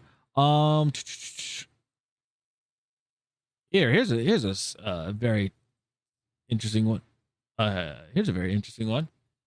There are serious problems with women in games. Okay, here we go. Let me go ahead and, hey, stop it. There you go. Chat, I swear this is the last one, okay? And then we gotta play some Battlefield. We do. But here we go. All right. So this is the background NPC. This is her. Let me put it this way. She did so well. She had like 3,000 subscribers. Let me go back. Hold on. She had 3,000 subscribers, I believe. Or 300 subscribers. She had 300 subscribers. And I think it was around this one. Yeah, I think it was. No, it was this one that Asmongold reacted to. So then she made a video saying that Asmongold reacted to the video. He reacted to that. And then her channel blew up. She went from 300 to like 300. Oh, no. She went from 300 to like 130,000. So she already got her YouTube play button. She's already partnered with YouTube. And then on top of that, because she does so well. Because she did so well and everything, it was like she got signed with Mythic Talent and everything like that. It's pretty cool. It's really cool. Like, she does some really good stuff. So anyway, we're gonna go ahead and go through this. I want to show you guys, because again, her videos are amazing. So here we go. To the realization that the most thirsted over female character in Western gaming right now is a bug. Okay, I am kind of joking, but not really. This past week, I was doing some late night scrolling, and I somehow ended up on Silksong TikTok. And listen, I knew this was a popular game, but the sheer amount of content is crazy. There's fan animations, gorgeous art, elaborate cosplays, including what I am personally dubbing Hot Hornet, and I just kept scrolling and it hit me. I have seen more celebration of Hornet over the last week than I have for any recent Western AAA female character in months. And we are talking about characters backed by massive budgets, huge studios, marketing campaigns, the works. Here I am watching all of this bug love, and then I hop over to X to just see people having the same old argument about whether or not gamers even like female characters. And I realized something again. The proof isn't in these people's arguments at all. It is in what fans are actually doing, what they are organically creating, what they are celebrating, where they are spending their time and money. That gap between the response to this indie bug versus these modern female protagonists, that kind of tells us everything that we need to know. If an indie studio of 3 people can figure this out with a fraction of the resources, why do studios with hundreds of millions of dollars keep getting their female characters so wrong? Why is that, chat? Why? It's probably because they have too many people that are butting heads. They're like, nope, this is not a great idea. How about we have a character that doesn't? No, I don't like that. The character's too attractive. I don't know. People aren't gonna like that. Yeah, thanks. Pretty much that's what it is. You make a character too attractive, they're like, no, this is not gonna, even though, you know, people are gonna be like, hey, like that's gonna really sell. They're like, I don't like it. Personally, I don't like it. Let's not put that in the game. So it doesn't get put in the game. And then they say, and then you hit them with the I told you so when you're out the door because you're getting laid off, type of thing, that stuff. 6 months ago, this was the flagship topic that I began my YouTube journey with, and during that time, I have learned new things and there has been developments in the industry, but to give a quick recap, for years now, it seemed like there is a blueprint that has been passed around to some of these Western AAA studios, and once you see the pattern, you can't really unsee it. Female characters that are typically emotionally guarded. They have more masculine traits. Look at that jawline. Goodness gracious. That is crazy. I'm sorry. When I played Star Wars Outlaw the first time and I saw the character, I was like, ugh. I was like, I was just like, ugh. I was like, what? I was like, what happened? And then the thing is, then I looked up the person that they modeled the character after, and I was like, they look nothing like her. What happened? It's crazy. You could cut a piece of shit. You could cut a piece of shit for that shit. Oh, I don't see no woman. That is, man, it's insane. A desaturated color palette, underlying frustration, sarcasm, or bitterness. I will say, okay. I was going to say the one on the right doesn't look, it's still bad, but it doesn't look too bad. I don't know. And I'm sick and tired of the Killmonger haircut. A difficult past that explains why she can't show much warmth crazy. or any softer characteristics. And when these personality traits become a checklist, when these female characters all start to follow the same pattern, it has a ripple effect. Let me show you what I mean. Quick thing before we continue, I am so excited to say that today's first ever video partner is NordVPN, and I actually have a confession about my Steam library that is mildly mortifying. Okay, so my Steam library is worth way more than I would like to admit. A decade of collecting, Lord. sales, bundles. I am essentially a digital hoarder, and here is the embarrassing part. Truly living up to my NPC name, I used to... That is quite the library. That's not quite the library. That's quite the backlog. Shoot, she might as well fire up another YouTube channel of her just live streaming, like doing the whole, or not live streaming, but like doing like a long video of the whole thing. Goodness. My Steam is 20K. That's crazy. That's insane. use the same passwords for everything. Steam, Epic, random forums from 2015, which is wild because if only Wait, I take that back. That is still crazy. But I mean, then again, I was selling my Counter-Strike skins and stuff to go buy games. Proof. Does anyone else remember when Bella Ramsey wanted to be a part of everything? Yeah, she still does. The what was it? I think it was Japan or something like that. They greenlit Legend of Zelda like TV show or something like that, or a movie, and Bella Ramsey wanted to be Zelda, and they were like, no. She got upset. I remember that. one of those sites got hacked, which happens all the time, my passwords could have been served up on a silver platter and my games could have been gone overnight. A very scary thought. That's where NordVPN comes in. Their VPN encrypts my connection and Right. hides my IP. Hold on. I'll but be right back. The feature I I'll let really it love play. is I Dark gotta Web use Monitor bathroom. because it scans sites and alerts you if your credentials show up the moment something is breached, so I can change something immediately. One click and you are protected. If you would like to check it out, I have got an exclusive creator deal at nordvpn.com/thebackgroundnpc.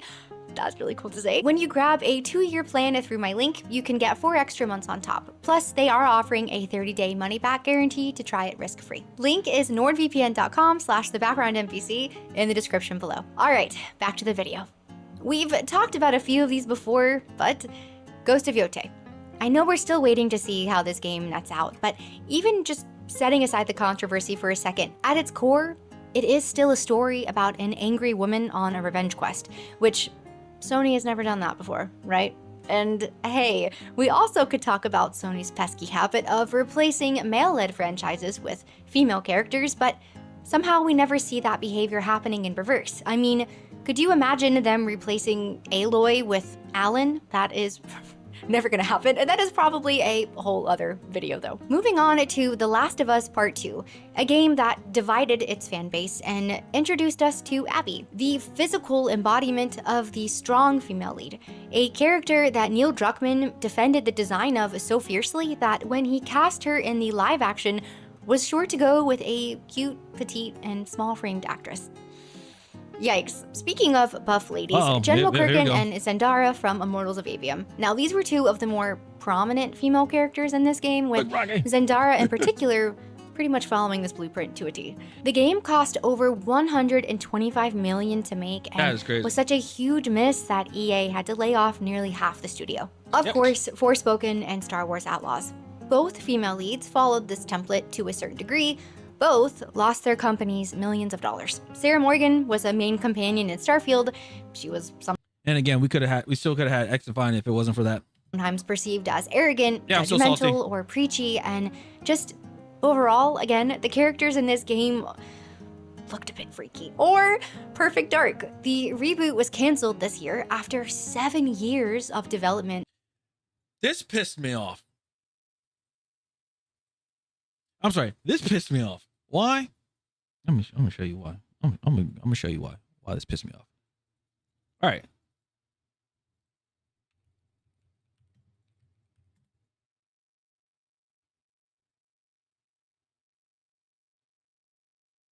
Okay. So this is who we're supposed to have. Oh God, am I the whiny channel? Get me out of here. Who thought men in 2020 would be such losers? Geek, what's going on? But yeah, like this wasn't that. This didn't look that bad, but like, bro, this is Joanna Dark from Perfect Dark Zero from the Xbox 360, right? And then this is the Nintendo 64 like remastered of what was the name of it? Remastered from the Nintendo 64 version of it. So it's just crazy. Like again, like they had the blueprints and everything. It's just and they said no.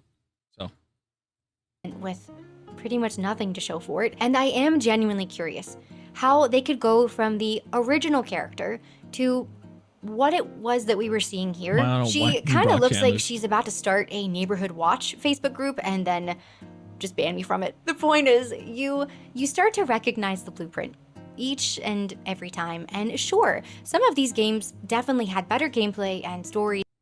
Well, I want to say like this is well, I don't know if Geek is still here, but I'm just showing people background NPC. Like she has like a good YouTube channel and stuff. We just saw Legendary Drops talk about talk about the game industry and stuff like that.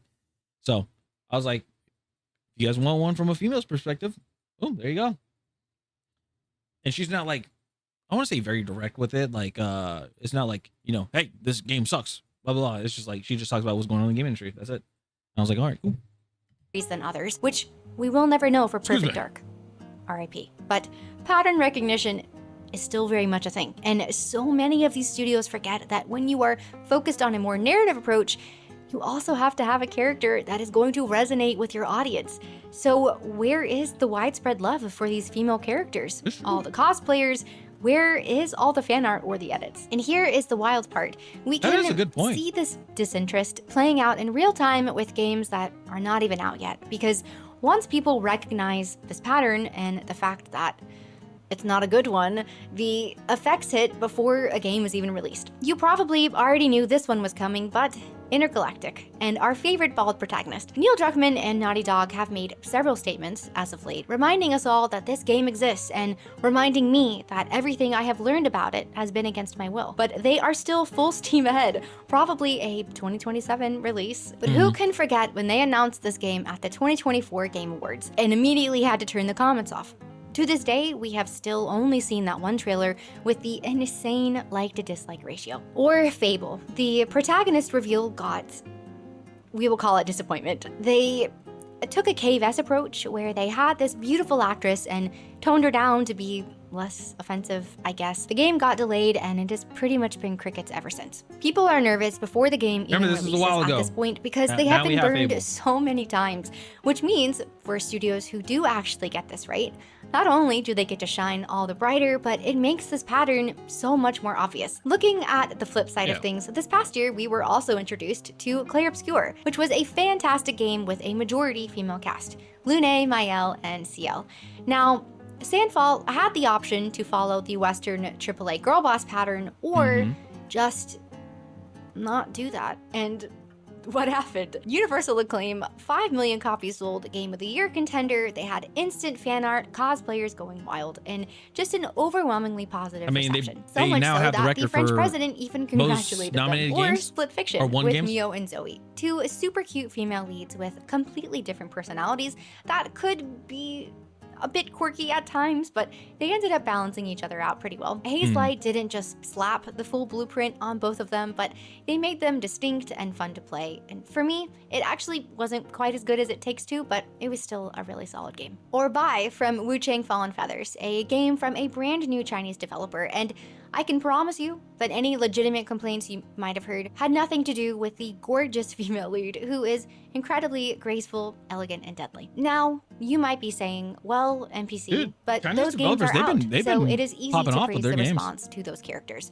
And that is true. But when you are looking at other upcoming games with female leads, Tides of Annihilation, Resident Evil 9, which we are already seeing cosplays for, The Witcher 4, especially since they may or may not have updated series design, we do see just more natural organic hype. And that difference isn't random. Over the last few months, I have been getting messages here and there from people in the industry, and I recently talked with someone who has worked in Western AAA for over 15 years as a 3D artist. I cannot share their name since they are still actively working. It is a trust me bro situation, I recognize that, but they told me about being in these rooms for years, hearing feedback during female character development in particular, and that there are devs out there who feel a bit like hostages when it comes to what ideas and feedback that they are allowed to share without fear of being reported to HR or higher ups if it goes somewhat against the grain.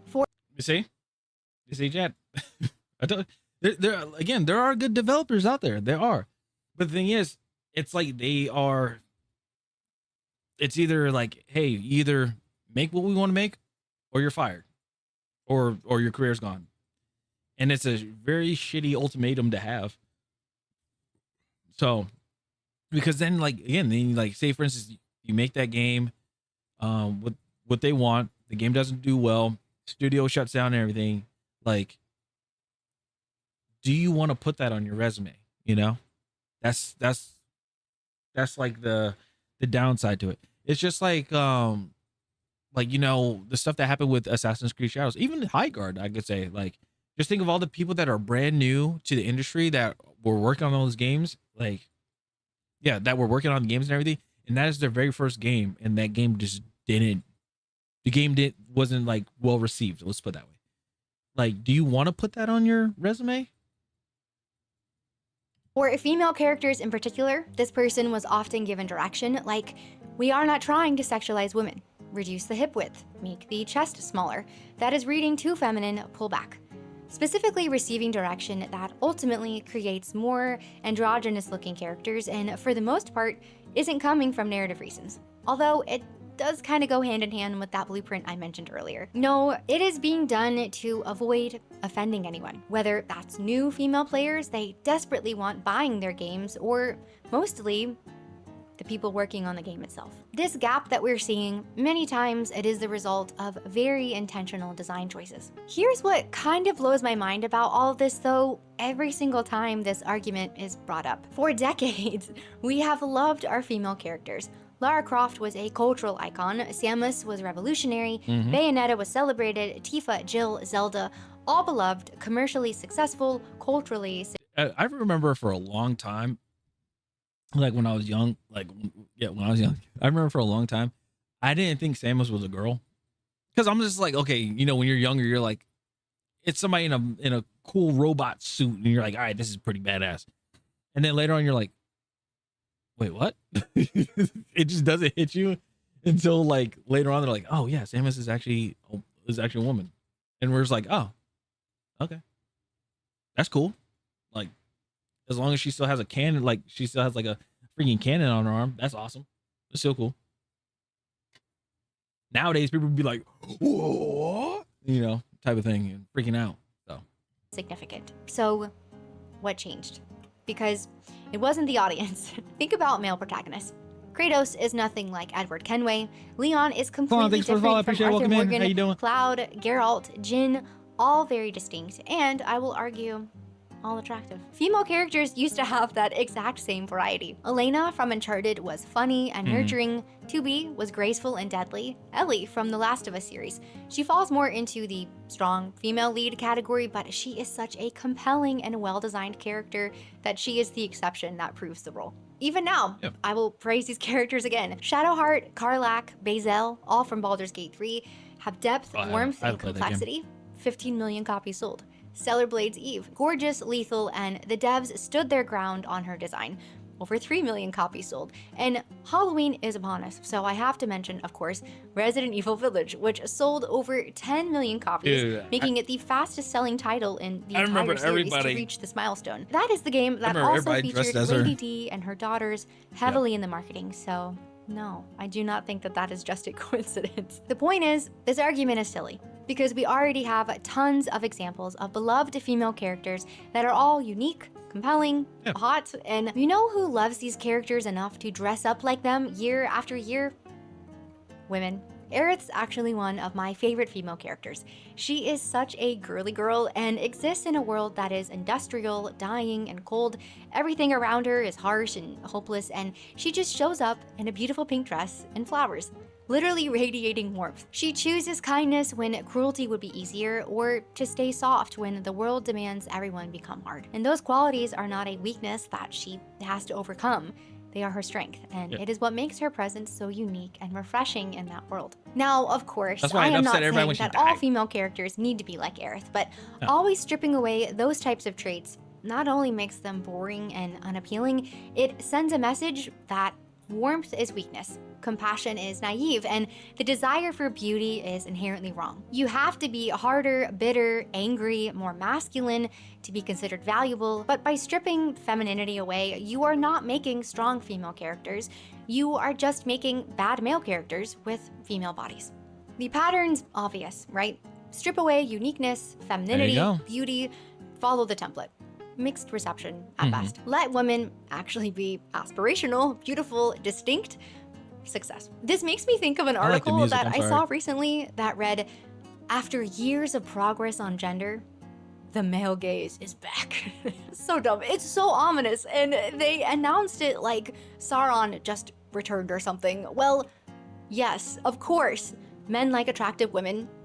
Women like attractive women. That is not a scandal that needs fixing. That is just being human. And the whole male gaze critique falls apart pretty quickly when women are also the ones participating in the celebration, when we are the ones making the fan art, doing the cosplays, loving and hyping up all of these characters. True. Nobody is saying that every female character needs to be a supermodel.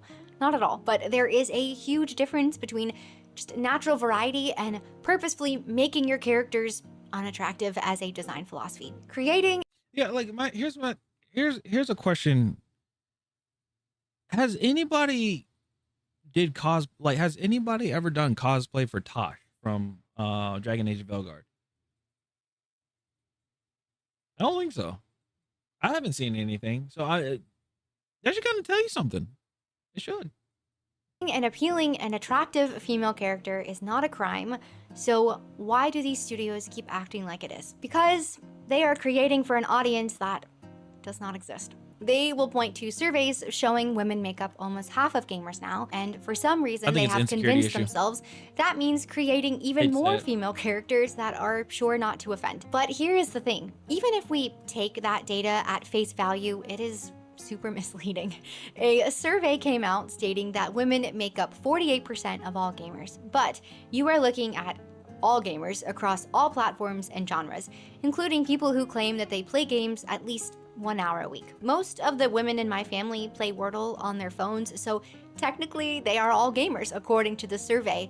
Oh, Win for me. But obviously that is not the case. When I was seriously crashing out last summer after dying to promised consort Radon for the 176th time, I wish that I were joking.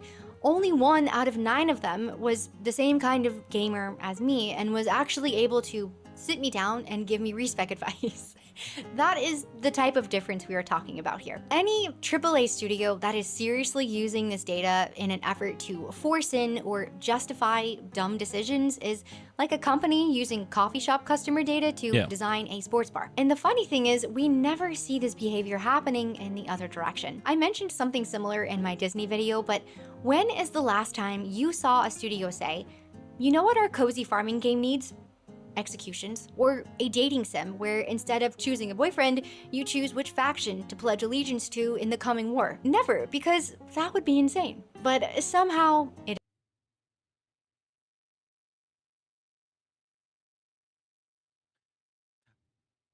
society is so fucked up right now. I don't know. That seems kind of interesting to me. I'm supposed to fall in love with this woman, but the war got me. It is not insane to do this in reverse. And that is what really frustrates me about all of this, because this conversation has become about men versus women in gaming, but it never should have been that. There should have always been a balance. Nobody had to lose for the other to win, and as someone who has a deep love and appreciation for our female characters, who has been inspired by them, motivated by them, I am tired of seeing the same thing play out over and over. Western AAA games with an uninspired female lead underperform, or there is just zero excitement surrounding them, and instead of any reflection, it turns into accusations. The audience is toxic, they can't handle strong women, they need to evolve. But that is not what is happening here. These studios continue to build games for audiences who are not showing up, designing a character for a demographic that, at large, is not playing their $70 game. So who are you making these for? Where are the women flocking to cosplay Atsu? Where are the people championing these characters? They're not here. But you know where they actually are? They are cosplaying Hornet. They are buying Clair Obscur. They are replaying Final Fantasy VII for the 100th time, and they are appreciating fan art of characters you dismissed as problematic. Team Cherry created a compelling female lead and one heck of a sequel. Hornet is elegant, has a memorable silhouette with that flowing Good red little cloak. office. That's She pretty moves cool. with grace and precision and has one of the cutest voices I have ever heard. And she's a bug. An actual insect is showing Western AAA how it is done in more ways than one, and they didn't have to strip away her femininity to do it. They just designed her with intention and trusted that people would love her. She is getting more organic love than productions that cost multi-millions. So, to you studios out there, That's crazy. we want to love your characters. We do. And we will show up for games with great female characters. We always have. Just make them compelling, beautiful, and complex. Let them be warm and strong, soft and deadly, kind and capable. But to do this, you have to stop treating any trace of femininity and beauty like design flaws that need correcting. And you have to stop following this blueprint that keeps failing. It is time to stop building characters for an audience that does not exist and start building for us, the people who are actually here, waiting and ready to love your characters. Because right now in the big 2-5, the studios that show up for us are seeing massive wins, and that is something our industry desperately needs. If you made it to the end, thank you so much for being here. This one was kind of an ode to the video that started it all, and honestly, I do think that we are going to see a shift over the next couple years with this. The pattern is too obvious now, and the same thing goes for Hollywood too. Studios that create compelling, beautiful female characters will win. Studios that follow the girl boss blueprint will not. We just have to keep supporting the games that get it right, keep celebrating the characters that we love, and eventually they will have no choice but to listen to us. So thanks again for being here, and I'll see you in the next one. There you go. So that is the background NPC. Here, go ahead and send put her stuff in the chat. But there you go. Yeah. There you go. There you go. So yeah, again, it's just, here's my question. A lot of these studios, right? These studios, these games, like if I was gonna say, if these studios did a redesign of their characters or of the game, or like if they did a redesign of the character itself, I think it would make a turnaround. I think it would make a turnaround. Just being honest. But I could be wrong. Is they're like, oh, the character doesn't look, this way or whatever. It's like, all right, here we have another design. Let's do an update on the design of the character. And it's like, okay, so we changed the design of a character. This is what the character looks like now. Like, I feel like people would be like, okay, yeah, this looks a lot better, and probably give the game more chance, more appealing, So that's my thing. I wonder if, because it makes me wonder, like with Dragon Age Veilguard, I know a lot of people don't like the characters and like how certain things were. I'm just like, if you redesign all the characters, then like, would the game be a little better received, or is it too far gone? Type of thing. So that's what I'm just wondering. All right, let's go ahead. Get over to Battlefield 6. Let's get you guys your drops.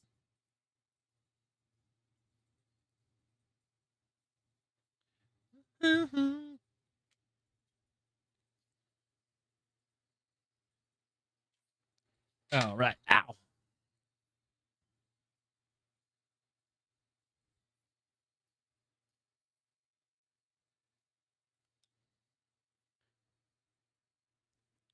All right, here we go.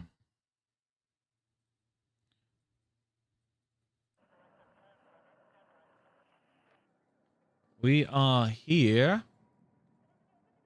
All right, guys. Fingers crossed.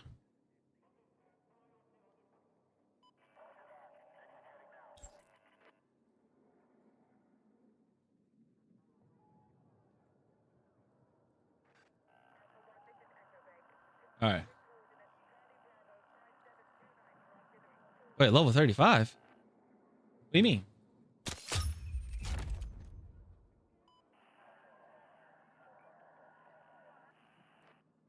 What's level 35?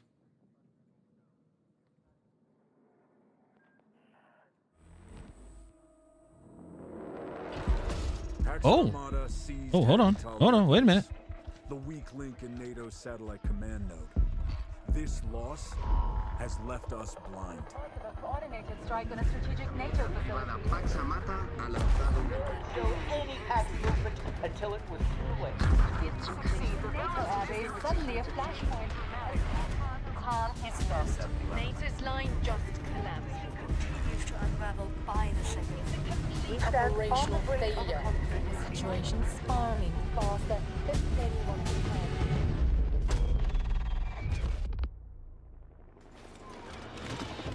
Command has authorized full force engagement against the base. Whatever it takes, whatever it costs. We take that node back, or we lose this war.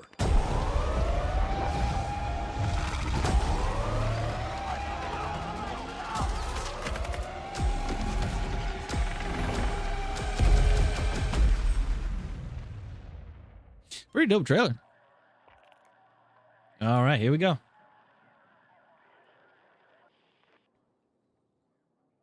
All right, welcome to Season 2, Fight for the Fog of War. Lock and Load Season 2 erupts onto Battlefield, taking the thrill of all-out war to another level. New map is Contaminated. Wage all-out war across the crucial airbase and grapple over the rocky terrain in this expansive battleground where crucial satellite intelligence is at stake.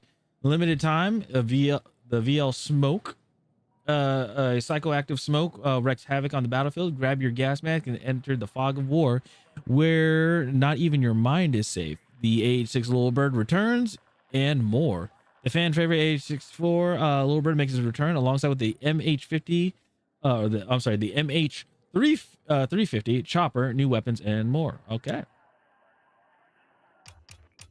So strike point's still a thing, new challenges, steering. Okay, so some stuff in the store, I guess. Okay. Any new modes or anything like that? No, they're just only I think it's Contaminated Warfare, right? No. Okay. Experiences, Chinese New Year climbing. Okay. Okay, so some decent stuff. What did I get? I got a lot of stuff in the inbox. Hold on. All right, red envelope. Oh, okay, cool. I'll claim that. Got a red parachute, which I don't think I'm ever gonna use. Okay. I got a free gift. This is in the store. Free gift. I do like a free. Where is it? Free gift.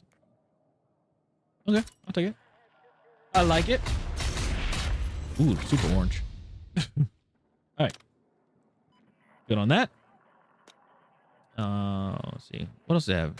And more stuff. Okay. So I got the free gift there. Welcome to Season 2. Oh. You've received a gift. Season 2 is here. Thank you for owning Battlefield 6. You've received a Season 2 weapon package. Lock and load, soldier. Nice. Okay. Your reward awaits. Oh, this is for the drops. Okay. Yeah. So this is from the drops that are enabled. So yeah. Interesting. Okay, here we go. Let's see what they got in see what they got in the store. All right, so they have Searing Steed, so it's the year of the horse. You know, okay, that looks pretty cool. That's a pretty cool pistol. Sledgehammer, parachute. Okay, that's not bad. What is this? This is the 18.5 KS. That's shotgun. Prosperity, pretty cool revolver. That's a cool. Okay, hold on. That's a cool grenade launcher. That actually looks pretty damn cool. Okay. Let's see, on sale. The LMR. 123. Okay. Long iconic arms. One thing about inspecting this, you cannot really look at there's no top view, which is unfortunate. Okay. Let's see. Alchemic agent. Is this this has to be, oh, it is a recon. I was like, this has got to be a recon skin. That's pretty cool. Assault skin. Okay. Let's see here. What else? They have a Soul Survivor. I think this has already been a thing. Massive Casualty. Engineer, which is a new one. School Apache. SL9. A new Ice Pickaxe skin. Okay. Born to be Wild. And then those are still the same. Plague Devils. The QBZ 192. That actually look like this skins are actually, they look pretty cool. Like that's worthy of a skin. Like that is cool. I like the orange. I will say I like the orange of this. It sucks that when you change the magazine that it gets rid of the color though. Okay, this is a nice design. That's a good design. Let's see. Can't really do much of the RPG to inspect it. Can't turn it. Okay. Let's see here. Anything else I have? Wait. The Gripen got one? That's cool. Hard Impact. This is a Sledgehammer and a M136. Ghost Optics. Okay. Tooth. Oops. Oh, not bad. Not doesn't look up. What is this? Oh, cool. Blackhawk. This is Jonin? Jonin? Kind of like Ronin, but Jonin. Okay. Toxic Tide Pack. Pistol. You get M433. Cool skin. Oh, that's pretty cool. Wow. Then you got the Battle Pass and then Battlefield Pro. Uh-oh. Oh. It scared me. I just want to see what it looks like. So you get Lang, Seaburn, Hazmat. So you already get this the new DMR for the blueprint. Career XP hardware or whatever. Enshrouded, Midnight Thunder, ramming speed. Okay. And then these, okay, so these are the things that you get. Okay. They look pretty cool.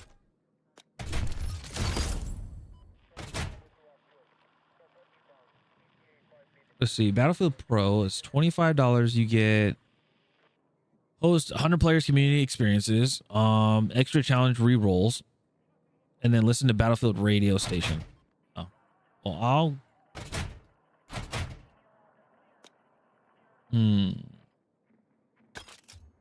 Don't know.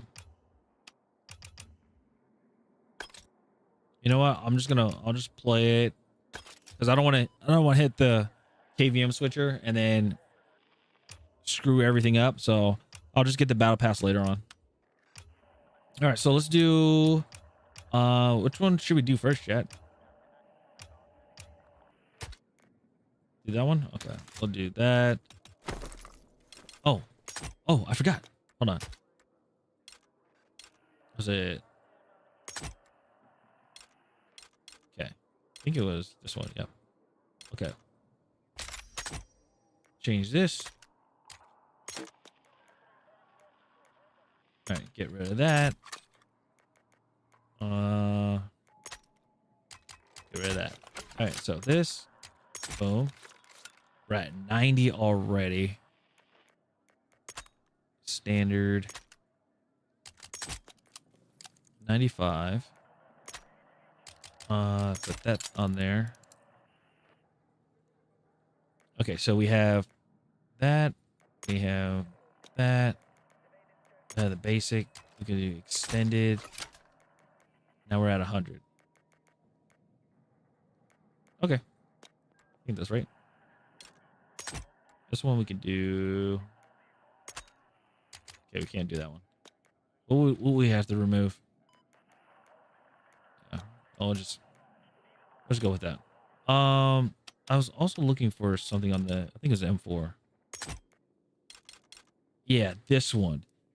I saw this on somebody was using this. I think it was on the oh my god, I can't remember the name of it. Somebody like showed this on Labs or something like that. And I was like, dude, this looks sick. Like, why can't we get a why can't the mastery look like this? It looks like it glows too. Like that one's it's whatever, you know. It's this one's like, yeah, it's whatever. That one's so cool. But this, like, I think this is better than this. I'm not gonna lie. I think this one is better than this. If you can somehow get like the suppressor to have that same color scheme, it looks pretty dope. So whenever this comes out, the acid drip one, whenever this comes out, I want to get it. And see, and the thing is, it sucks. Like, okay, so I've said this in the past with 2042 did, like, they did it correctly. If I just want to strictly buy this skin, like this gun, I should be able to instead of buying the bundle. I don't want to buy the bundle. I just want the gun because I'm not going to use this. I'm not going to use this. I'm not equipping that. I'm not going to use that either. I may use these guys.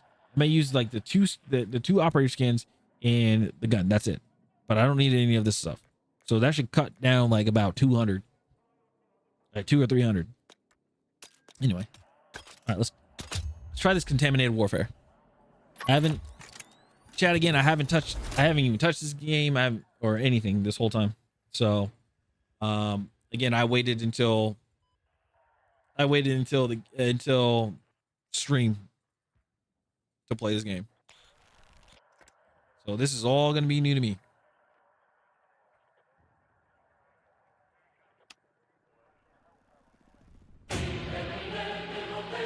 Hey Blue, what's going on? Morning has landed. I am here.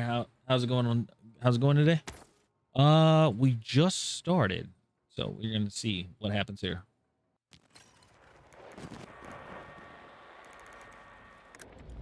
We're playing. What's escalation? Okay. Oops. All this is new to me. Yeah.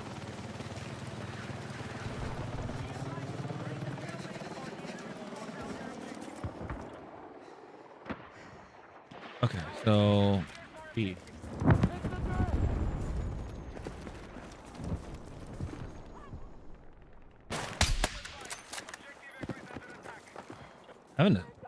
Having a suppressor on this gun is kind of weird because, like, you know, over, I don't know, almost a month of me using this gun, not having a suppressor, kind of interesting.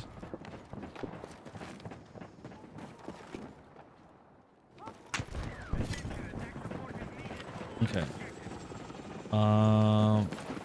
If I put one of these numbers right here, yeah, I don't see nothing.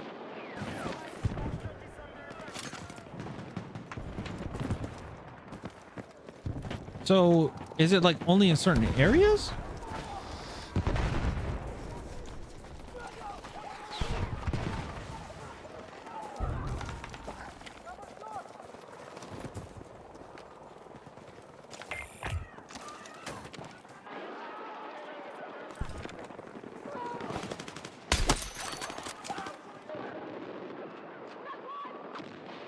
Okay.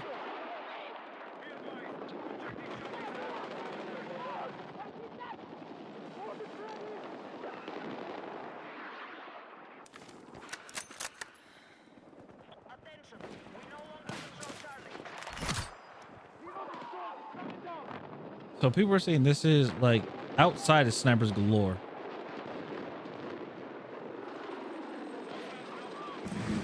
Damn.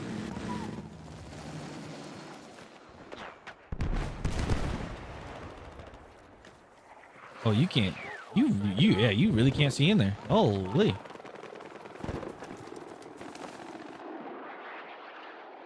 You were not kidding.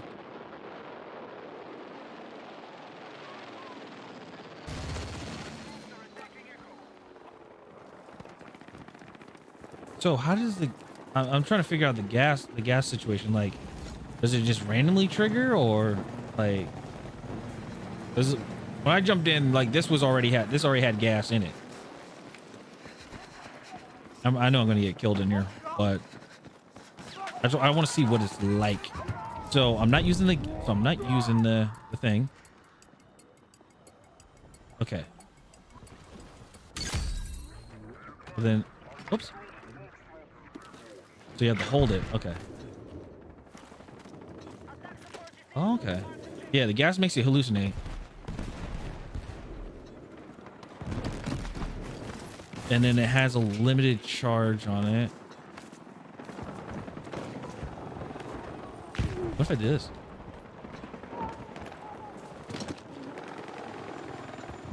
Put that there. Just so. Okay. All right, so I took the mask off, and then. Okay, so now my other question is when it comes to. Yeah, now my question is when it comes to this game, or when it comes to the gas mask. When you use the mask fully, like 100%, like it's completely done, do you have to like get ammo or something like from the supply?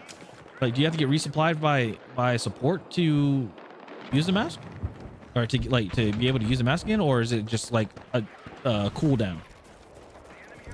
You know?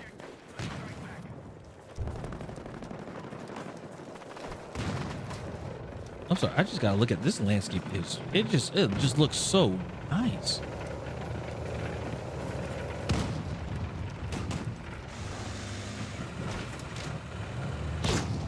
Oh, that's like an actual vehicle. Oh, okay. Yeah. I have no idea. I've never used the mask. Okay, that's fair. Yeah, I'm curious. Landscape of surrounded by mountains is very pretty. Yeah, people are saying it gives the Monte Grappa. Grappa from Battlefield 1. People are saying that's what it looks like. And I was like, yeah, I can see it.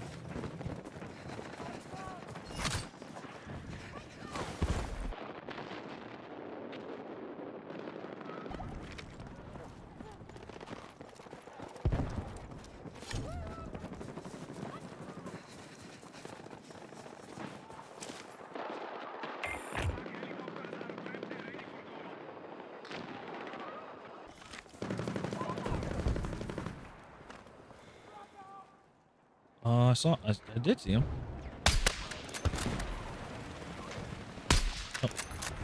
Oh, damn.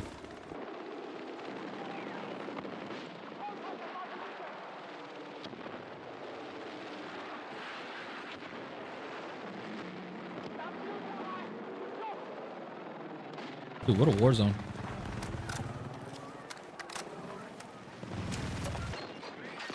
Wait, do I have gas on my... Hold on. Wait a minute.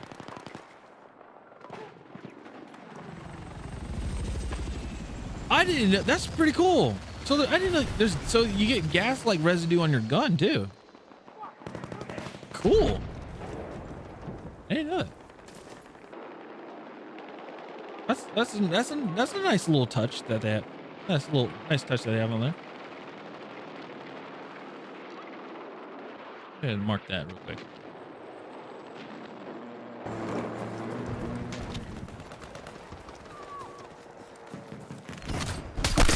Oh, saved your life, man.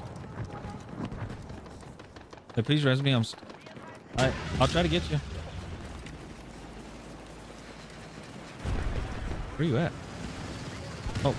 You're stuck in the ground. Yeah, you're stuck in the ground. Okay. Yeah, you're stuck in the ground, dude. I can't do anything about that.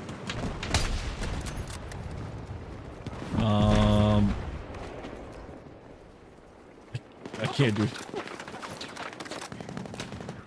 Yeah, sorry, dude.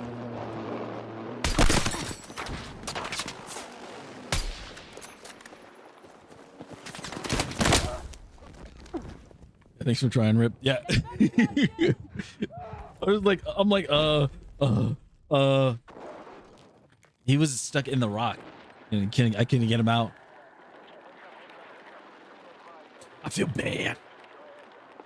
I couldn't get him. I couldn't save him, chat.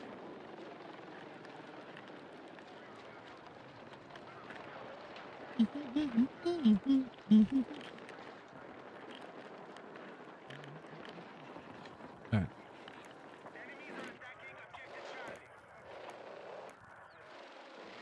Oh yeah, I forgot we're playing. I was like, the base look kind of big now. Like the base, I was like, the base got bigger, but then, oh, we're playing escalation.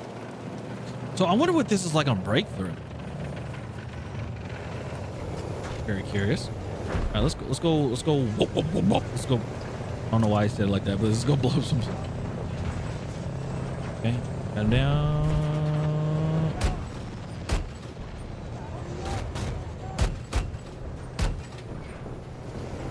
Oh.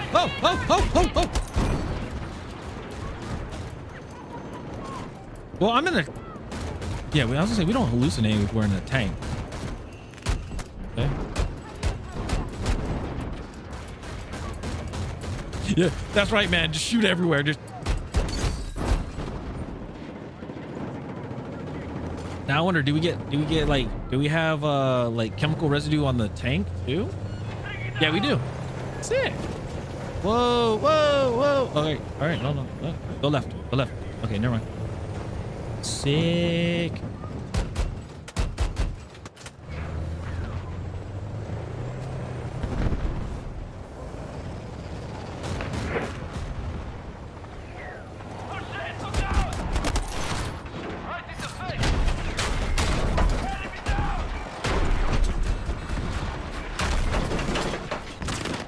Get out.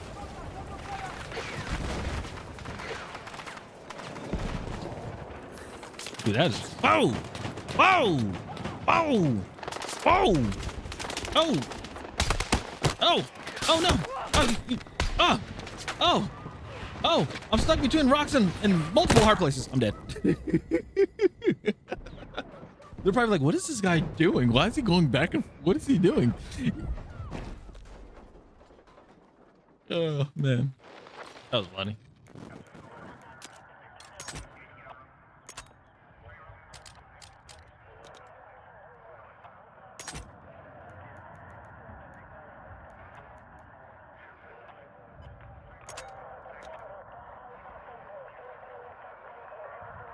That's crazy. Like this, all this is up to 100.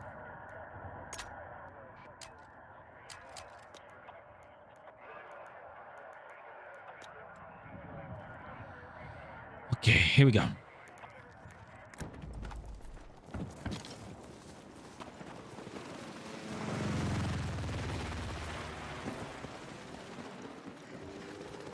I low-key want to get in that. Can I get in it? I can. Just need wait.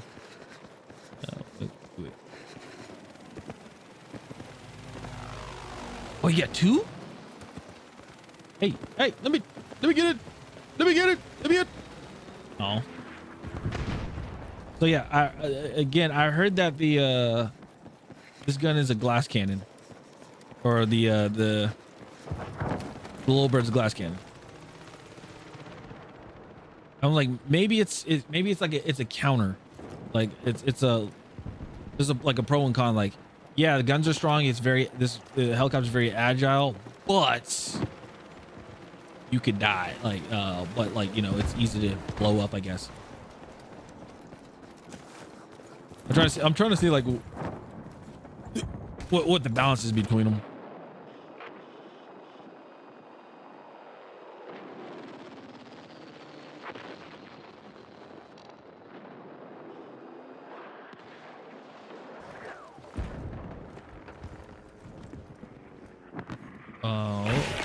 Ooh.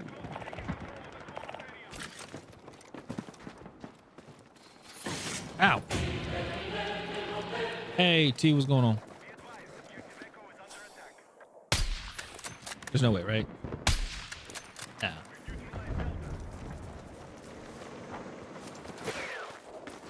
Oops.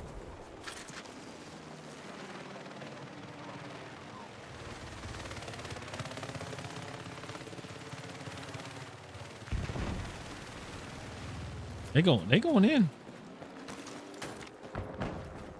Not much. How about yourself, brother? We just got in the Battlefield. Is checking out season 2.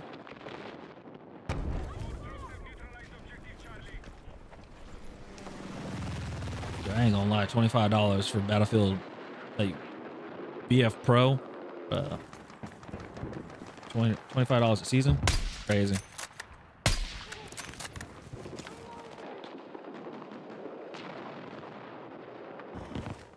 Insane. Is it as bad as you thought? I'm just saying, like, it's just spicy. Like, I just gotta be honest. Like, it's cool. Like, you get some skins. You get, was it 2 skins? 2 skins and a gun. 2 skins and 2 guns, which is nice. The map looks good. From what I've seen, the map looks good. But yeah, see, again, like those 2 guns right there, those are the brand new DMRs. So it's like, it's the whole pay to win thing. Hey, Snake Pleskin, thanks so much for the follow. I appreciate it. Welcome in.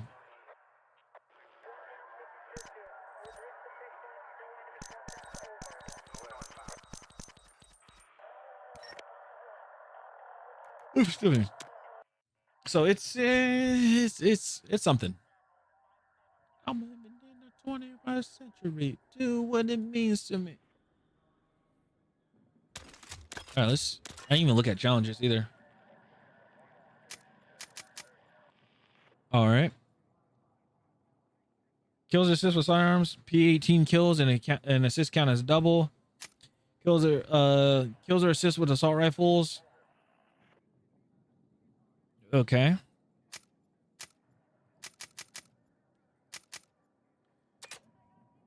And that's year of the horse. Okay. So then we have week 1. So spot assist, savior, vendor. Okay. So BF Pro, they have what's the name of it? Yeah, so they said for Battlefield Pro, you get a reroll. So basically, which is part of it, like part of the BF Pro. So you just get 1 additional reroll, because I have 4, and last season I had 5. So you just get 1 extra one, I guess. Let's see here.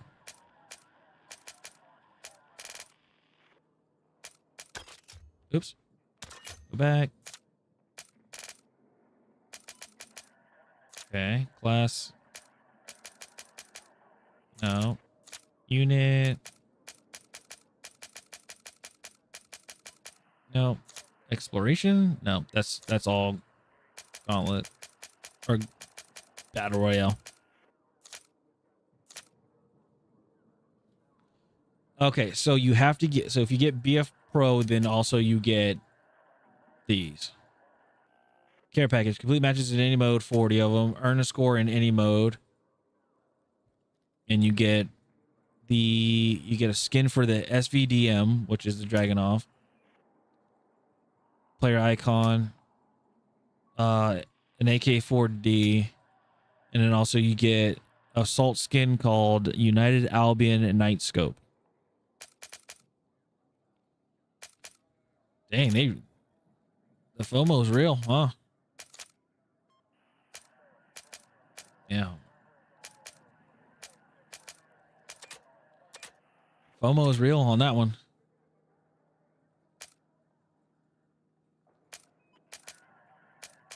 What's this one? Oh, the catch-up. So season 1 catch up hardware. I already have that.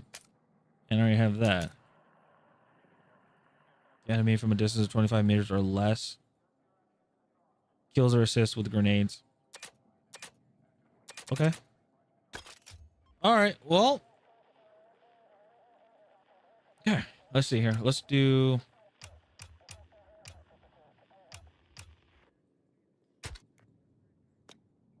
Yeah, we'll do contaminated warfare, I think. Actually, no. Oh, shit. I was going to say it's a breakthrough. For sure. Yeah, we're playing Conquest, so. Oh. I should have done breakthrough. Yeah.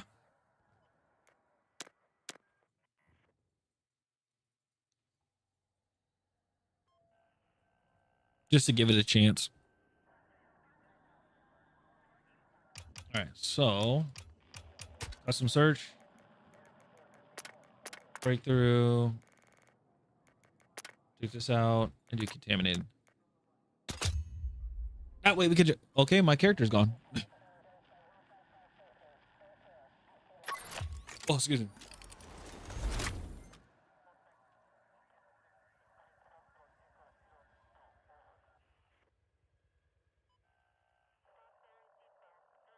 You are the box?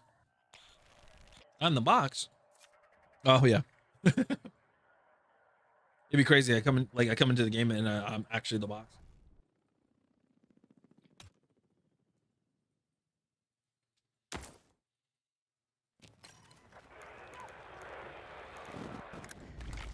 All right, so we're attacking.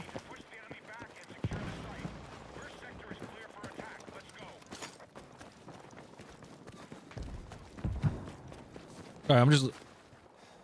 This is just signature Battlefield 6 now. The fact that there's just always a turret, a tank turret that's just randomly floating in the air. Oh, now it's gone. At least it disappeared. This is nice. The landscape looks really cool. Pew pew. Yeah, pretty much. So, how is this all look? Is it all? Is it one-sided? I hope not. Hold on, let me put this out there. Okay, so there's an area over there. So objectives over there, and then there's one over. How far is it? Hold on. 148 meters? Okay. And this one is 100 and yeah, okay. Interesting.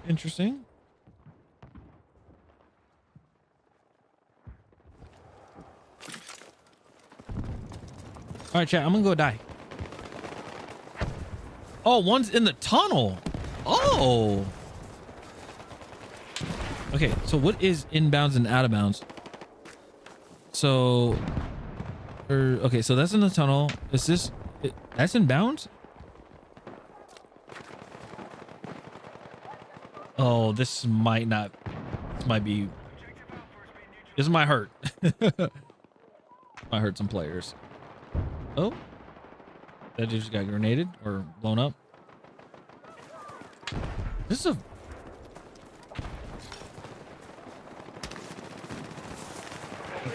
Very interesting.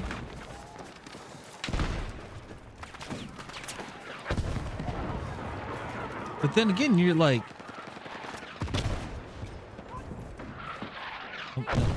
I might die again. I might die, but I want to. What is? Okay, so you have this spot.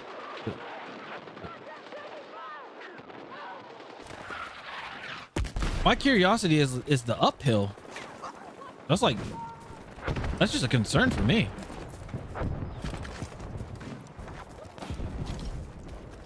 Like all that bunker area, like the bunker that's sitting on top of the hill, like that's what I'm like. That's what I'm like, huh?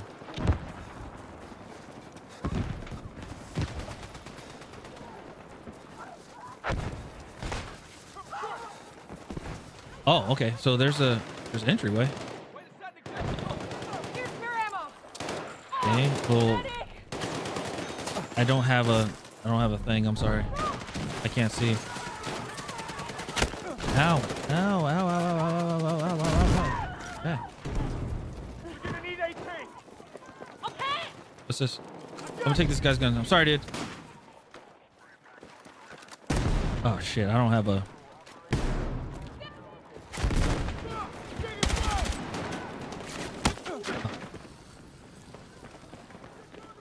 Alright, you guys good.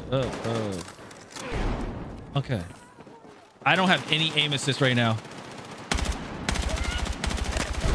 Yeah, I don't have any aim assist, so I'm fucked.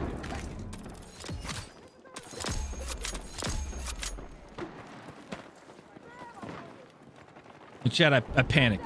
Okay.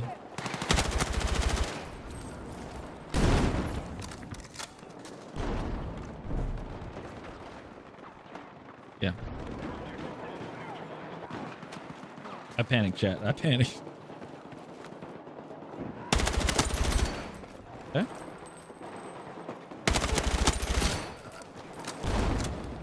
Hey, I'm doing pretty good with 0 aim assist on. Oh shit.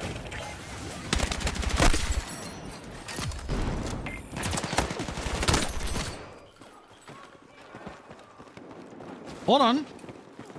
Hold on, chat.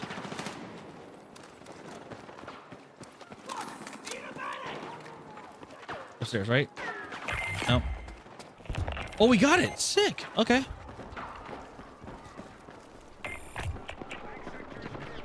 Hold on. Hold on. Oh, that's crazy. No, hold on. I want it now. I don't know how I'm supposed to. I don't know what to give you. I need it. I'm supposed to be using a sniper rifle. Kill me! I want to die. Oh, hello. That's the RPG. That's mine. This reminds me of Battlefield 1.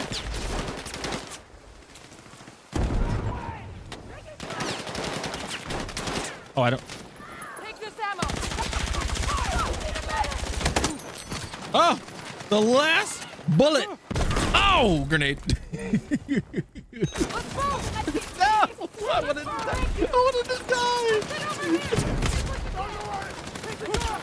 I feel like Lieutenant Dan from Forrest Gump. Why did you let me die? Let me die. Stop. I don't. This map is cool. It looks pretty cool.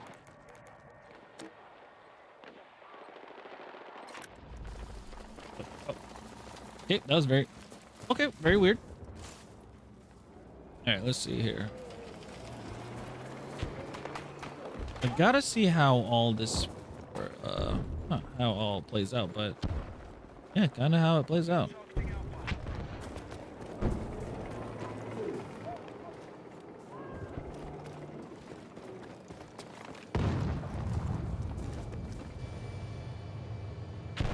Oh. Okay, so. Ooh. What?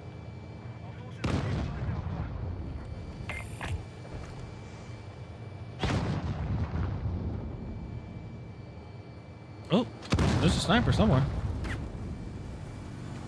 What is? Oh, there you are. No, you. Why? You're my beautiful cover. Hold on, let me put. Can I put you up here? I can. All right, let's see. I feel like I'm gonna have to use C4, a lot of it. Yeah. I feel like I'm gonna have to use a lot of C4. Take some of these trees down. Oh, excuse me.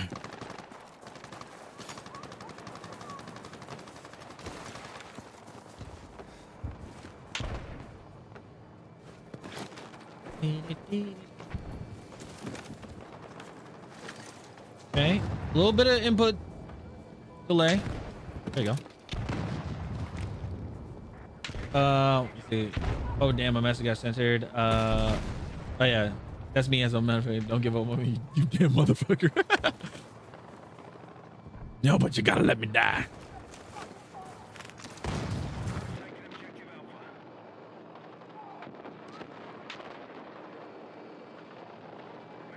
I gotta find the angles, but I don't know. A little tough. I will say, if you have a thermal 6x scope, this might be a. I'm not gonna say Alien versus Predator, but it might be like Predator. They can't see you, but you can see them. Yeah.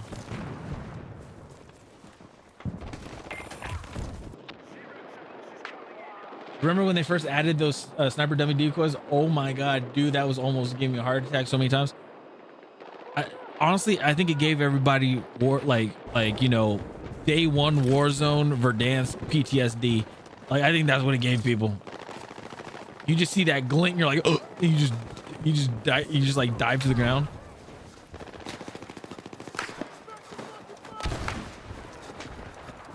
Dude, getting sniped just getting sniped is fucking terrifying. Oh.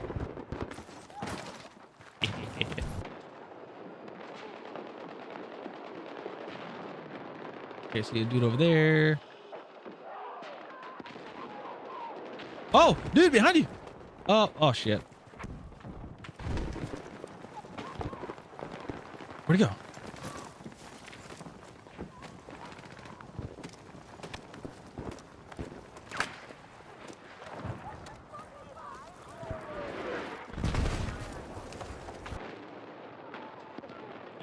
Am I tripping? I think I'm tripping. I swear I thought I saw a guy run over here.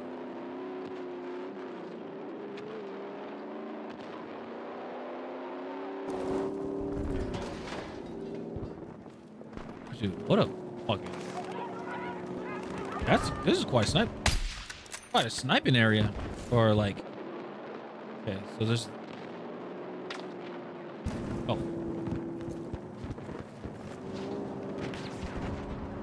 Okay.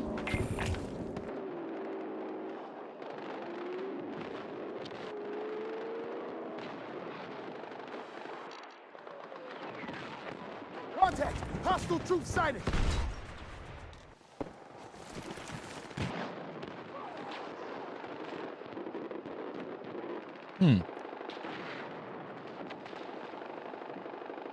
So is the best bet to go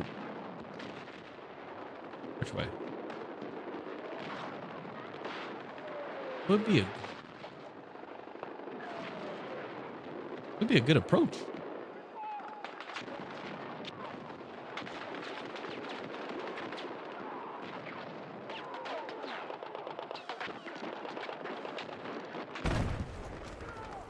I'll go ahead and just grab my little doodad.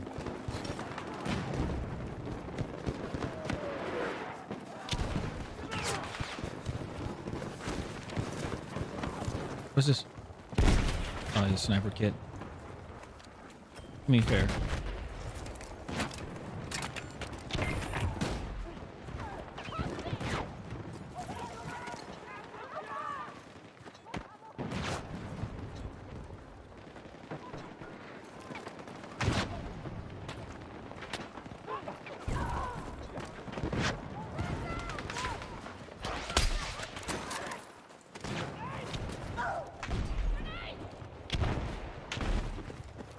I'm just gonna fucking run. Ah!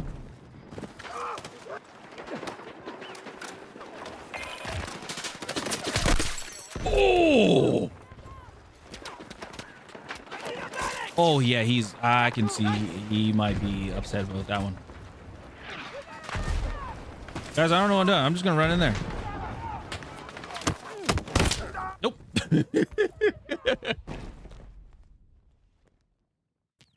Oh man, that is crazy. That was a good one.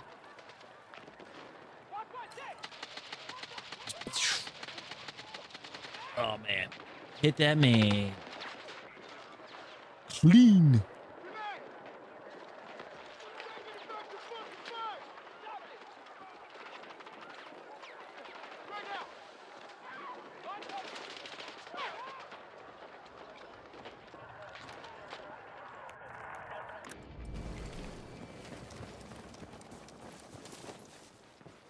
Right. Can I see you?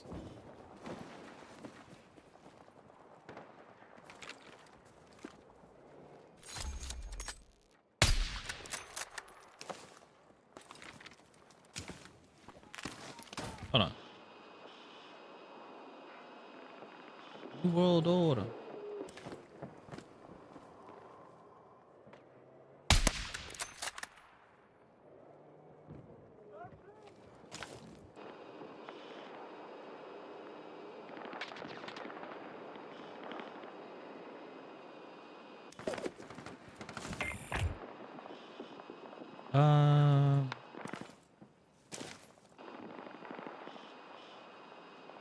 That smoke be getting me all the time.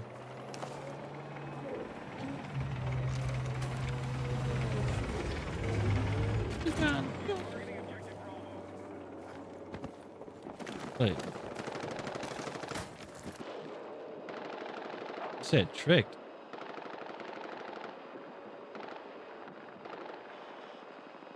Did I put a dummy? I didn't put a dummy. Did I put a dummy somewhere?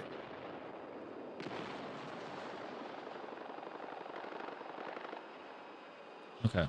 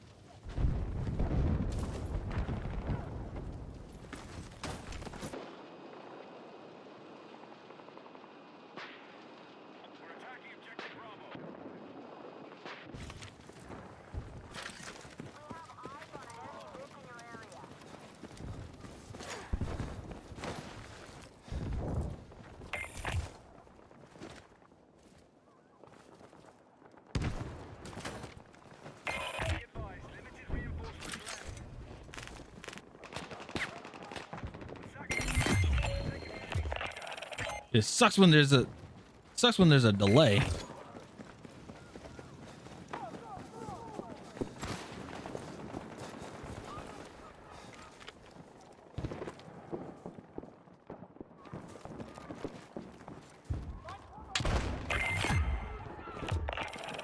Oh, I guess somebody got him.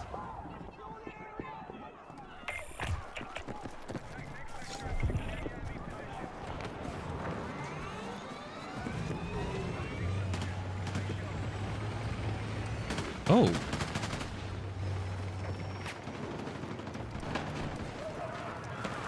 Oh, damn. Oh, yeah, dude. Hold on. That's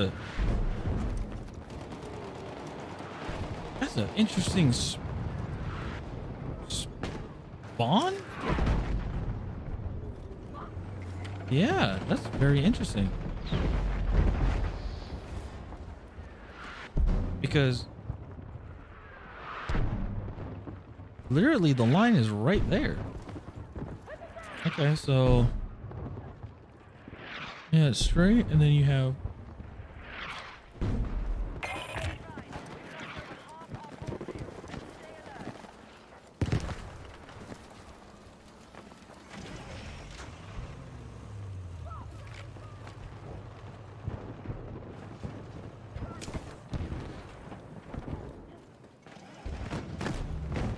now my question is,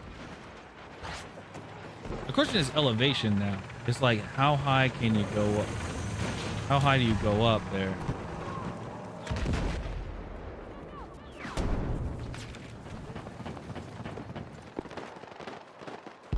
Oh, that's not good.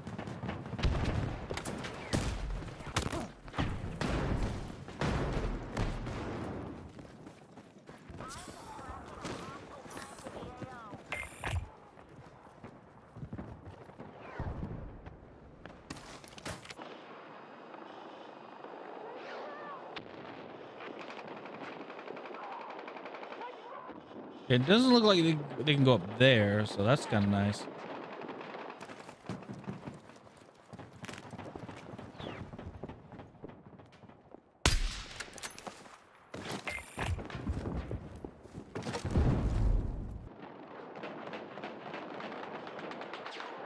Oh, that's a body.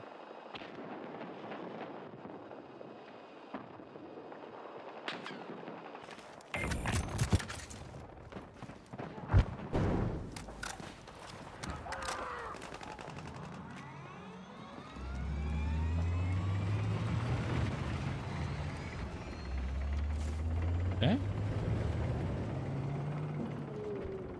Oh, come on.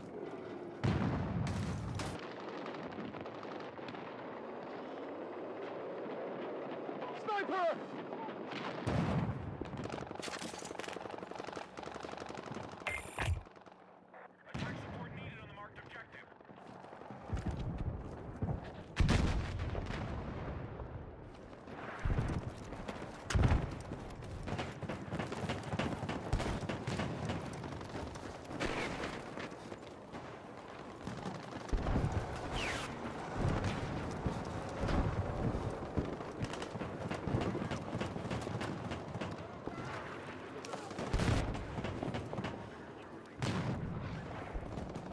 Oh.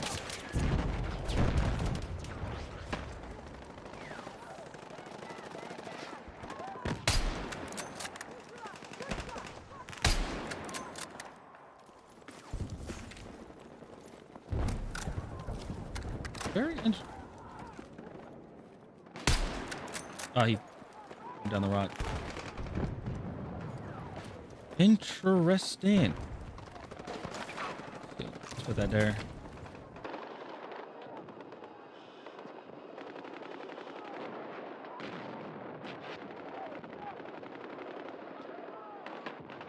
Very interesting flanking positions. I'll go this way.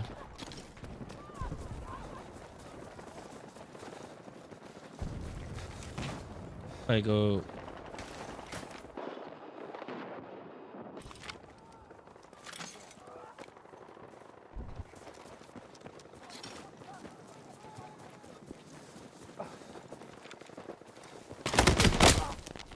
Can't do anything about that one. It ran off.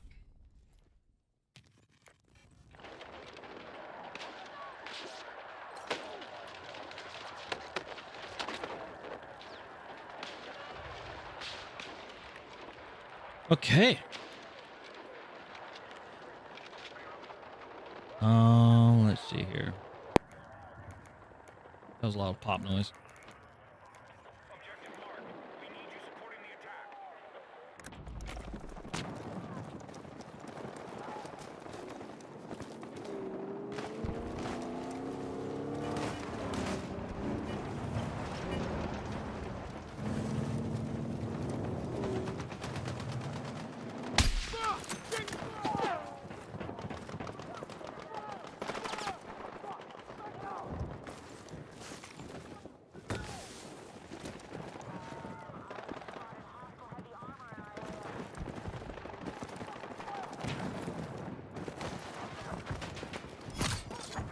Okay, I could kind of see.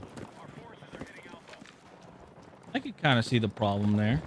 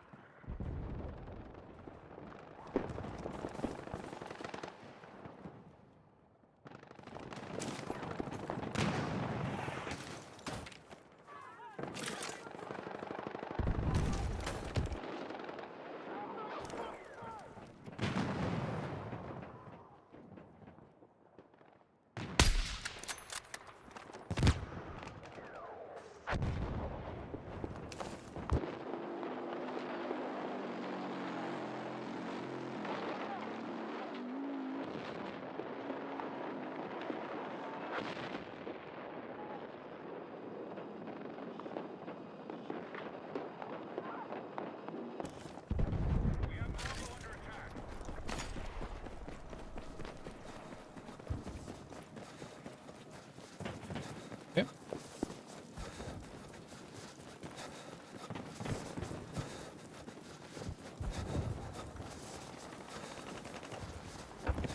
So, okay, so it's pretty open.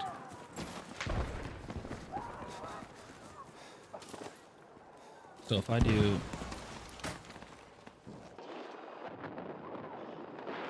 I should back up.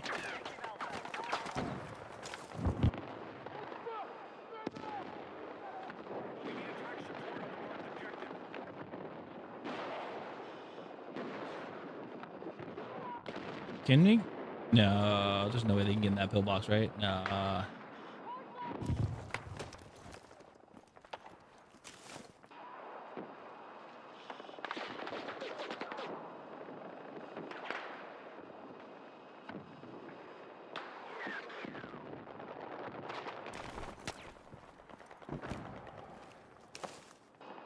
Okay.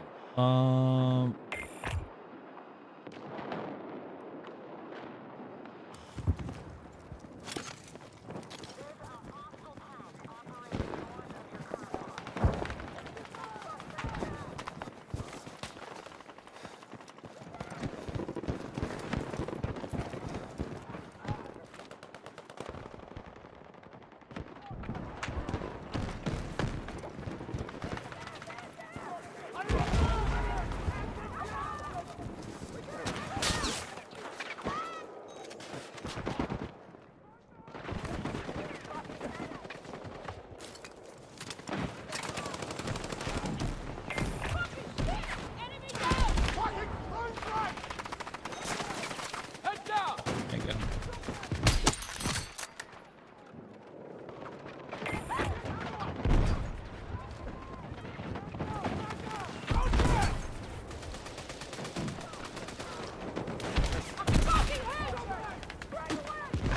And that. Aw. Aw. Come on, let me decoy it. There you go.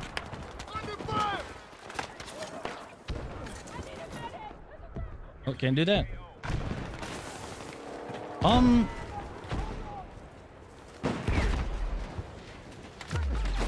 Dude, that's okay. This, the last one, you gotta like, you really gotta bum rush it. Okay. But you gotta bum rush.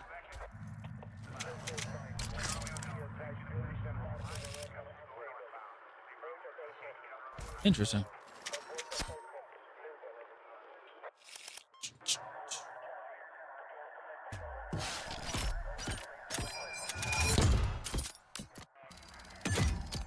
Yep.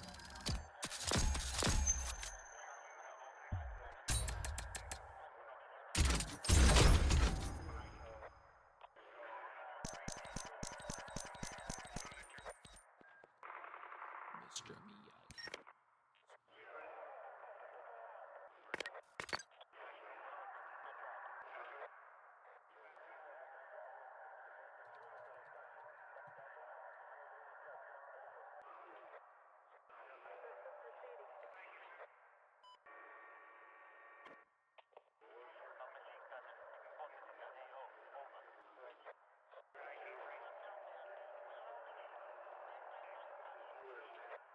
Go.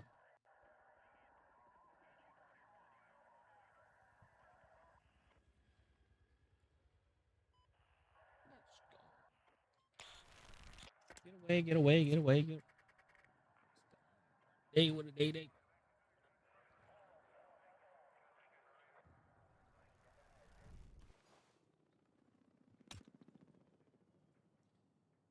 Oh, Hans, thanks for the stretch. Appreciate it. Ooh, I just popped my back. And while we wait, pee break.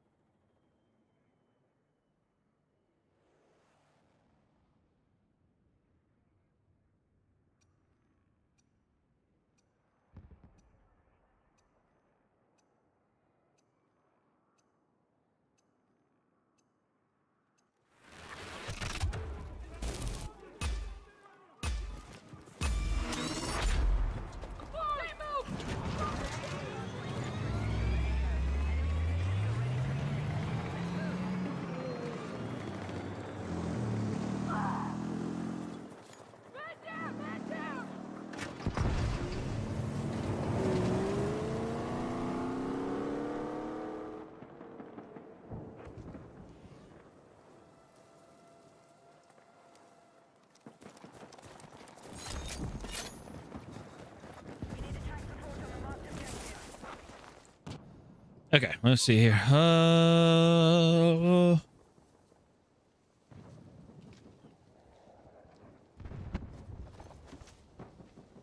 Stick drift is real. It's very real. Oh, what are we playing? We're playing Breakthrough Contaminated. Why is it? Oh, because I didn't play this part. Okay, I was like, it looks. Ow. Okay. Wait a minute.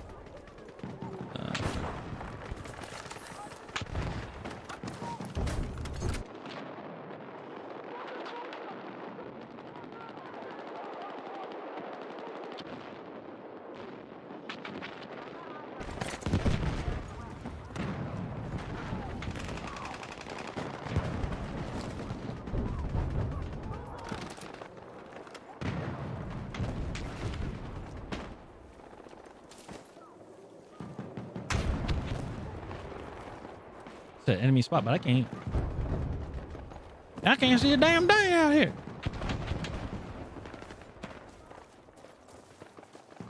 Oh.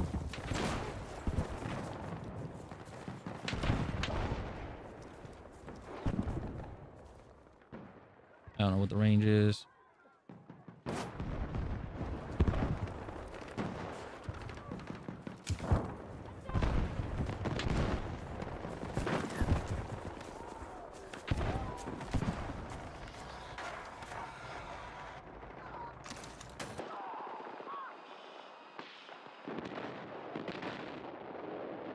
Contact! Sniper! Stay low! Got eyes on a sniper! Watch yourself!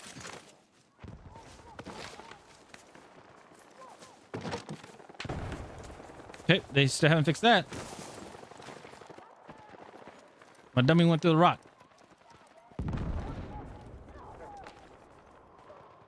So how much is that? 110? I might be able to hit it with a 200. Nope. I don't know if I was too high or too low.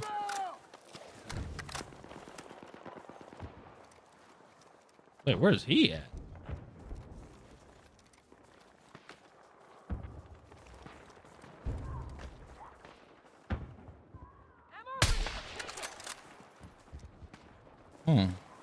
Got spare ammo.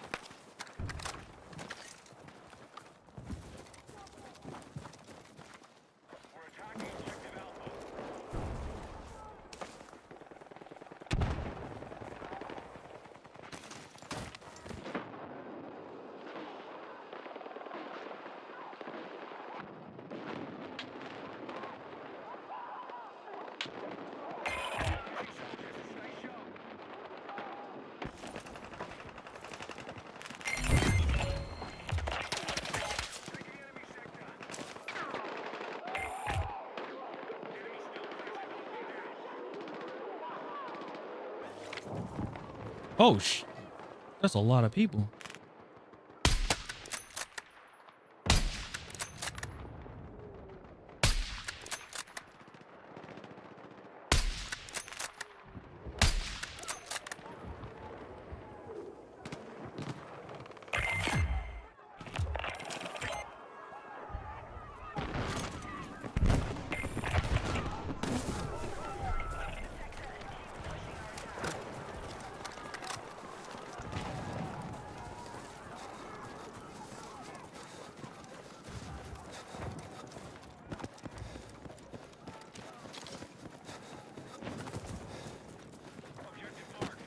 All right, what?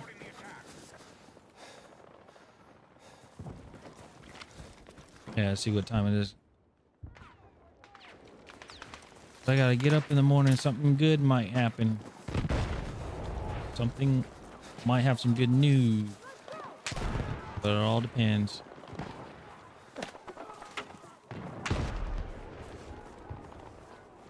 Okay, so I'm trying to see what is inbounds and what is not inbounds. That's the thing about these new maps. I don't know what's inbounds, what's Well, what's inbounds? What's not inbounds? Okay.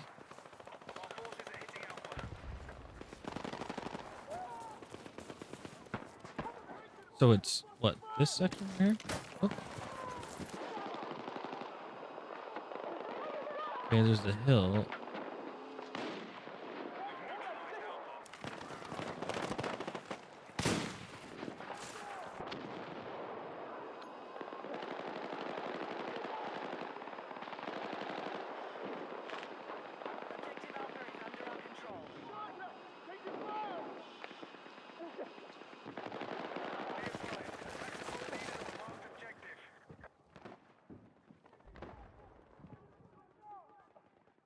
Oh, that's teammate.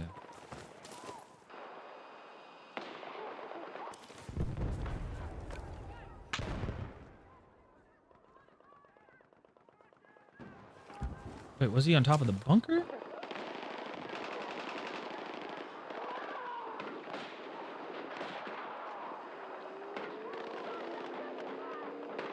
Contact! Enemy infantry! He was.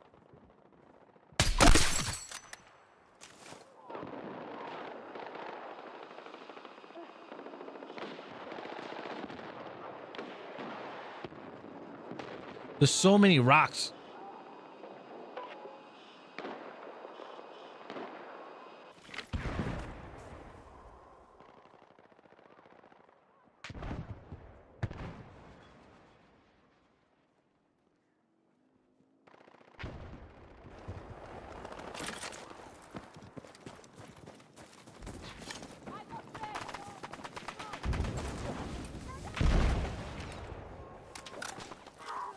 Oh, oh, heartburn. Ow, that didn't feel good. That didn't feel good at all. So,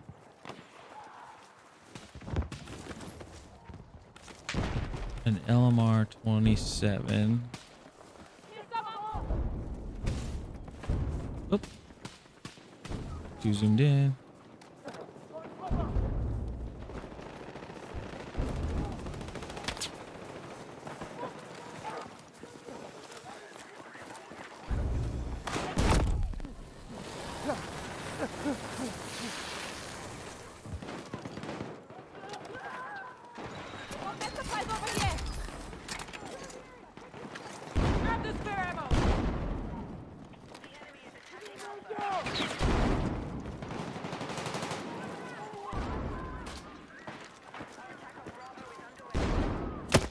Ah!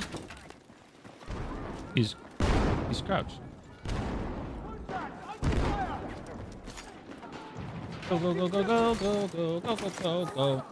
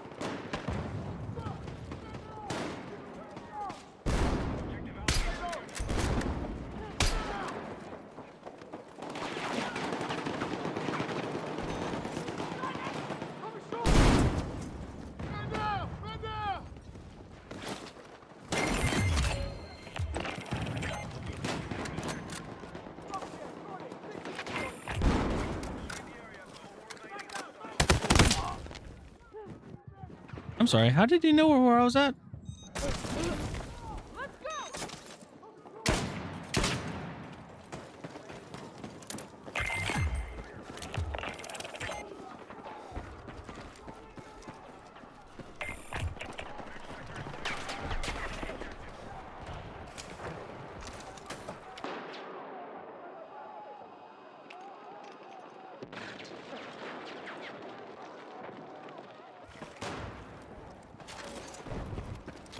So it goes all uphill from, well, not all uphill, but it goes uphill from there.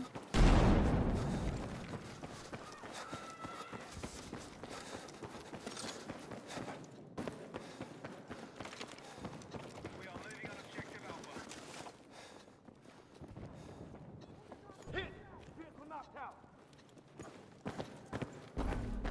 Objective Alpha neutralized.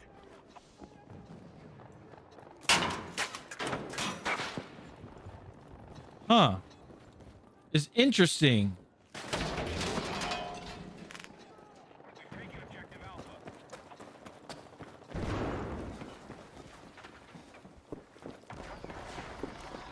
Is somebody cheating their ass off?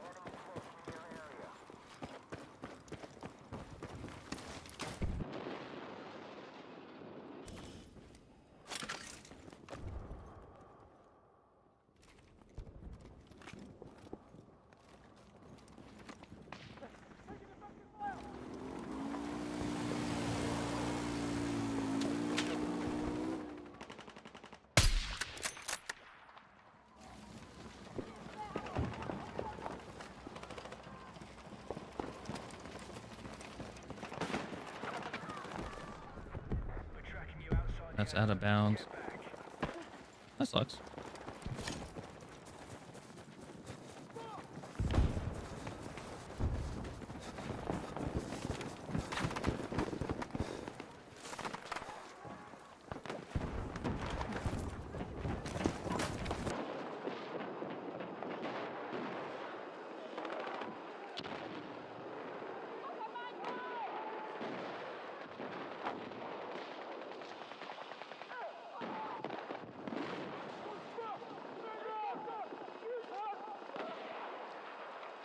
But it looks like they still don't have a, what do you call it?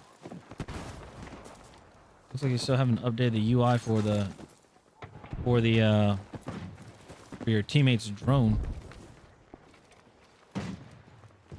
Because that right there still makes me think it's an enemy drone. But it's not. It's a teammate's drone.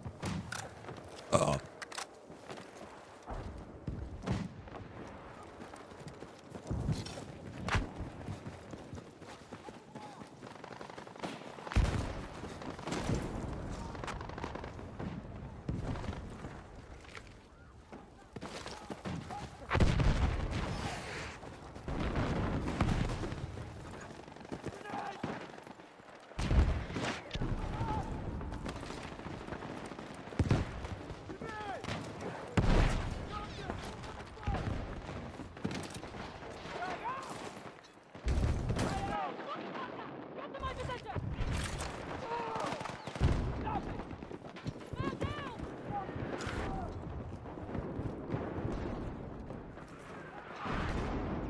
Did I not put it in the window?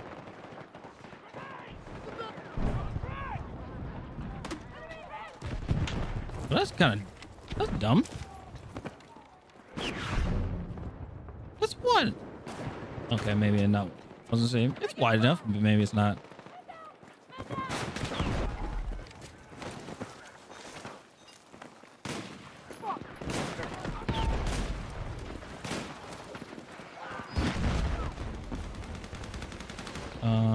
I don't have any. Nope.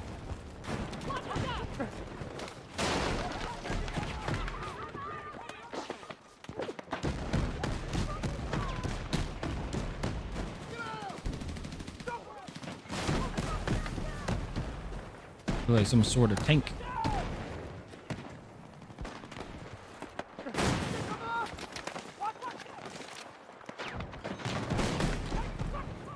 There's like no, yeah, it's kind of like there's no high ground, really.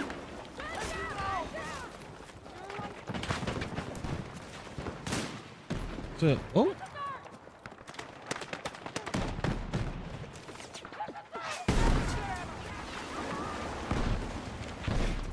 Yeah, not really much of a high ground.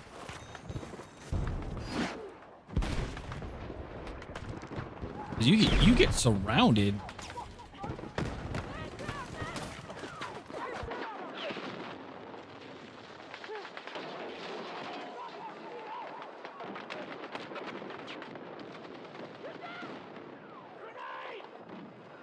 You like, I mean, you really get surrounded.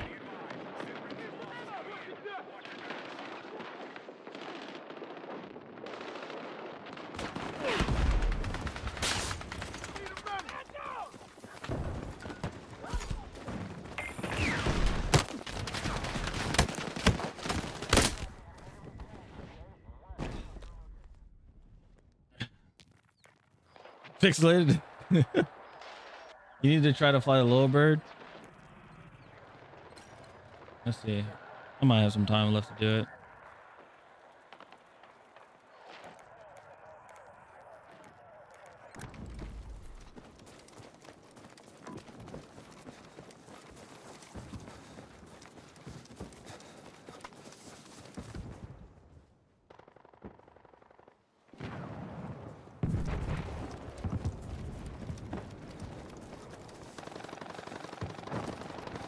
Oh, dude, pixelate. No, it's only my camera. My whole screen. Dude, that would piss off. I know that. Wait, you want me to piss off the whole stream?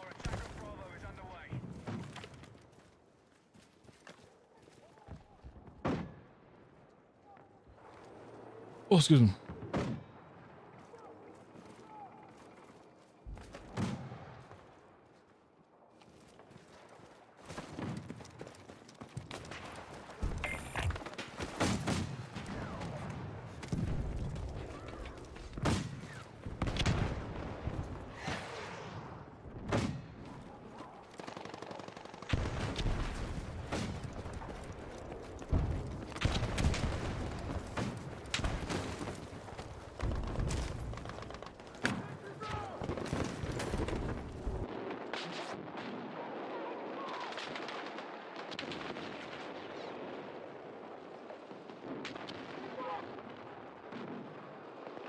Sniper, use cover.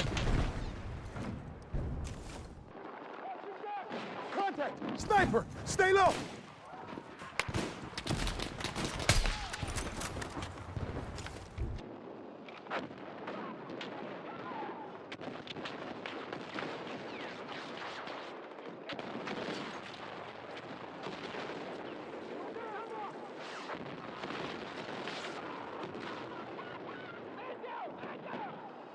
Sniper contact. Stay low.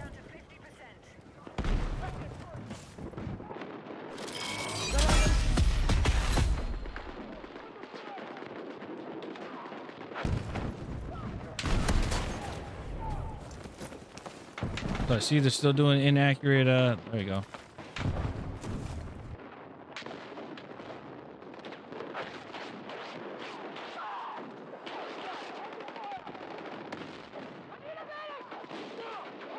I was saying they're still doing inaccurate pinging.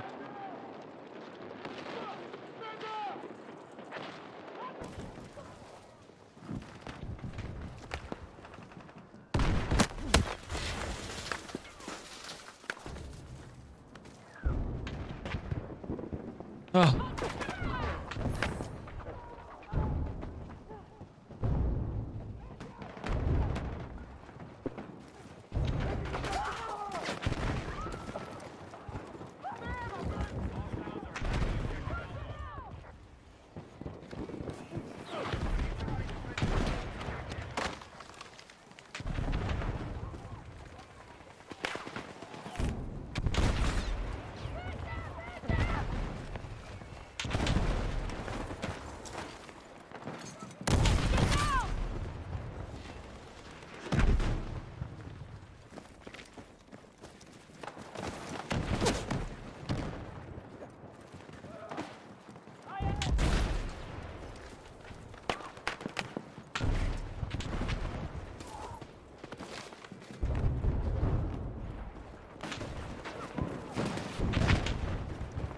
Dude, you cannot put that dummy down quick enough.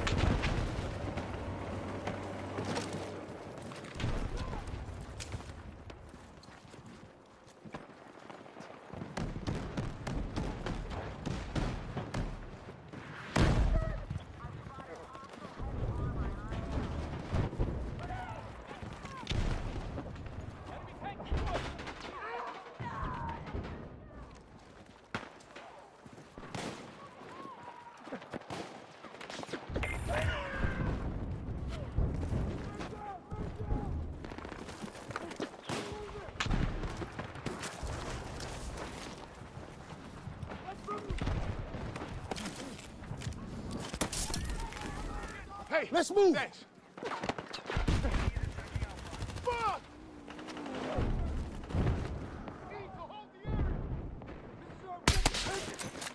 93.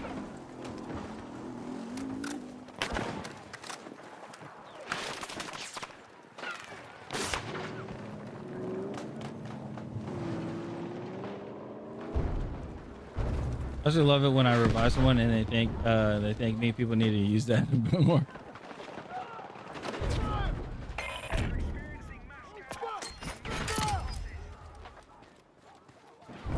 Dude, I don't fucking.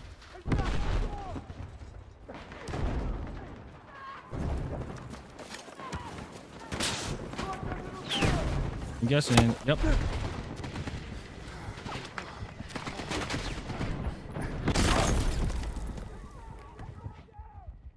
And I just got RPG'd.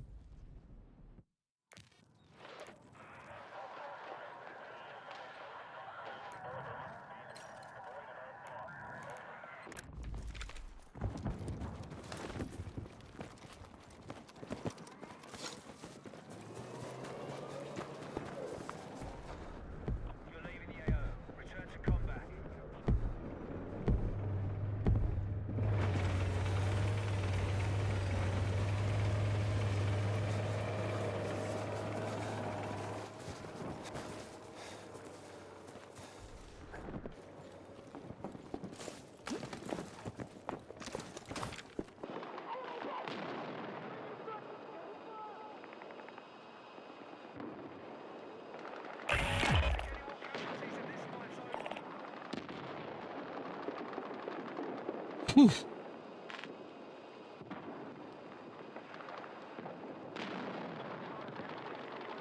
You're probably not gonna get it this game. The little bird is highly sought after by the community. I've seen streamers using the auto clicker to get it. Oh, yeah. Especially I'll have to wait until the actual game is over, or until it dies down a bit.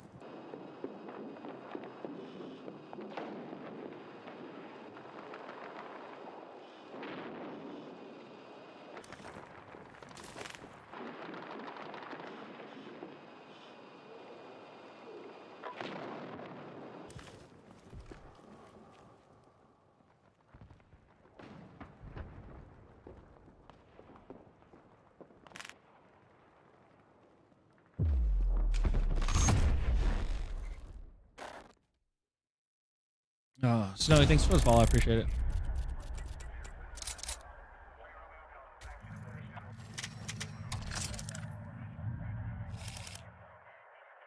I will like I have to play as I gotta play defender on this map.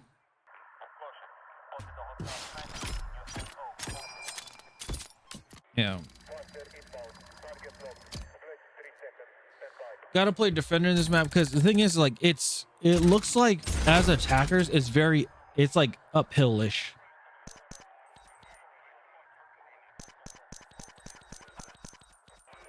Because there's a lot of vantage points for the snipers.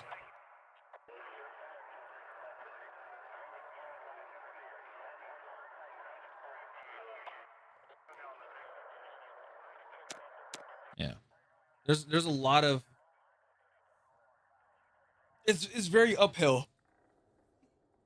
Like, okay, so the very first part, like the very first sector of it, like for the attackers, it's not bad. It wasn't bad because like there's a lot of cover for the defenders, like for the houses and stuff, and there's a lot of tree cover and stuff as well. Attackers, we only have is that rock on the right side. So there's that. And then then you still got the tunnel in the back that people can still like take cover and snipe across the whole thing. So I don't know. So there's that too. It's just I don't know. I do not know. The ending was, I know the ending is it's like for attackers, you have to bum rush it. Like it's just like a lot of momentum. I would say that it's a ton of momentum.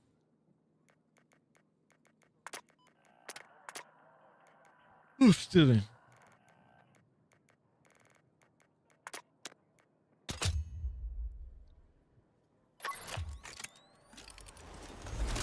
Yeah.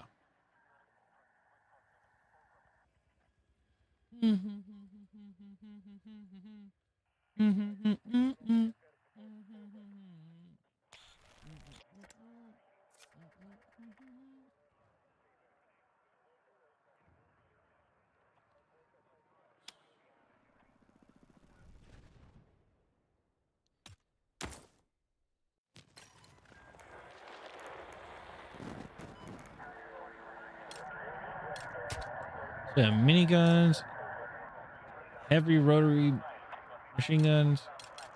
So yeah, miniguns. I'm guessing Gatling guns. It seems like. Let's see.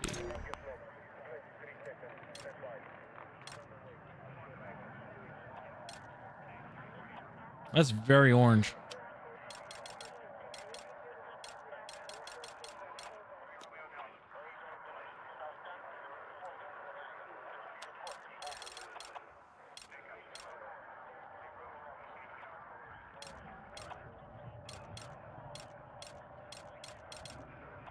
There's some reused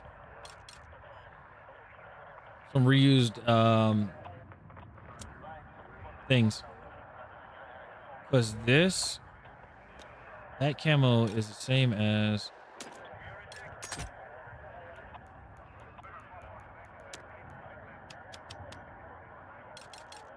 this one. It's the same as the M1014. What up, DJ? Yeah, this is the same as the M1014 skin. It's just they're like, oh, instead, hey, we're gonna put this on a yeah, I don't know about that one.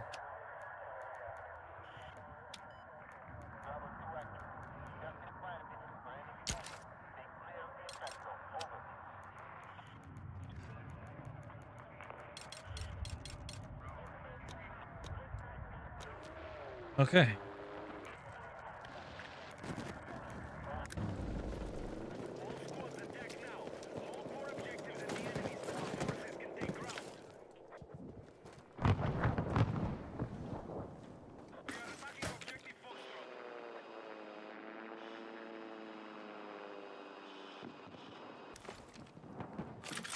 This up.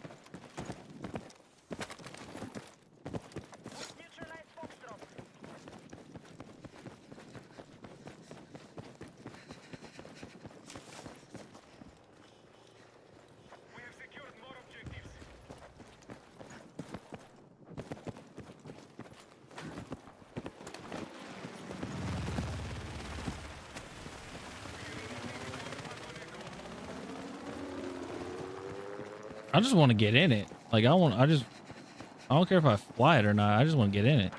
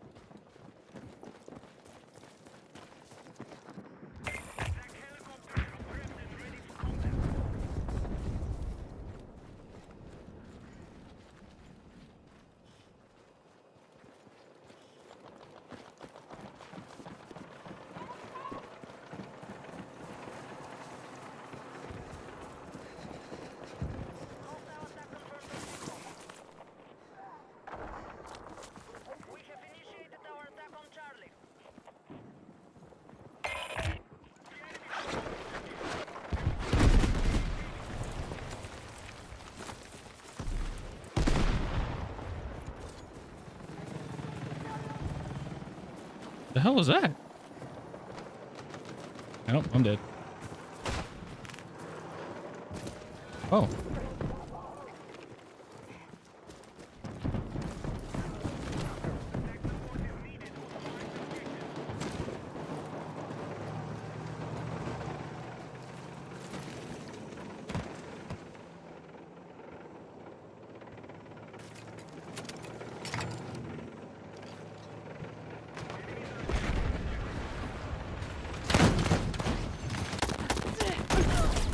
That shouldn't be a thing. Do the red marks bad guys on the map get auto-populated, or do they need to be assigned in some way? If you're playing as recon and you just ADS, you just automatically mark them.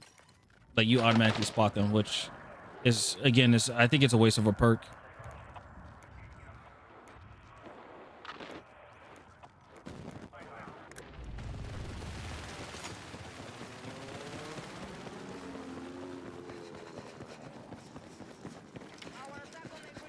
Yeah, I just think it's a huge waste of a perk.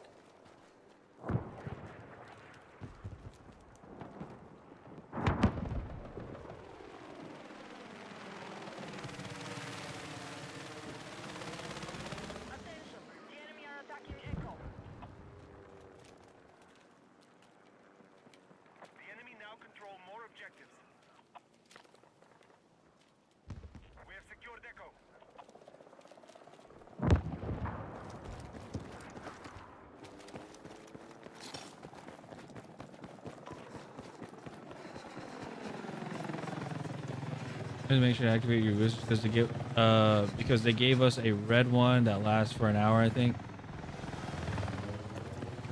Well, I'll do it. I'm gonna do it tomorrow, or yeah, I'm gonna do it tomorrow because I gotta get off soon because I gotta get up early tomorrow for something.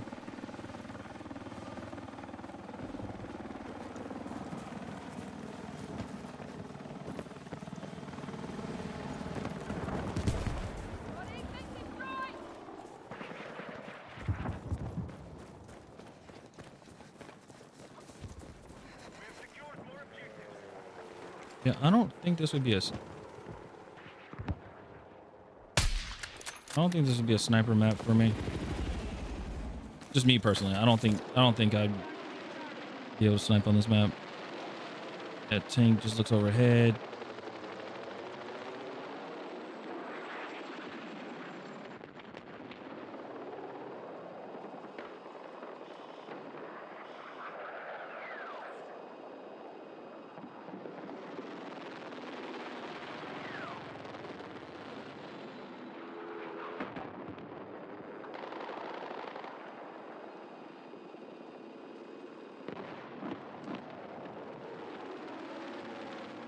Yeah, that dude took a ton of damage.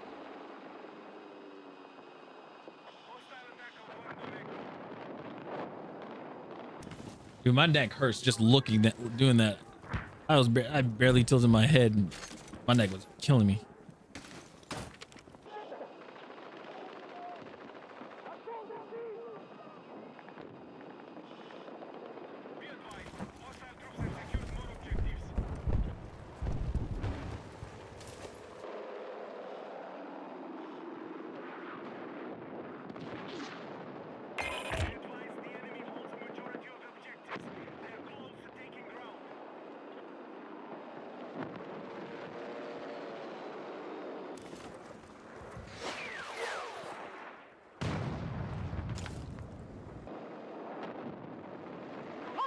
Enemy machine gun! Hostile machine gun in sight!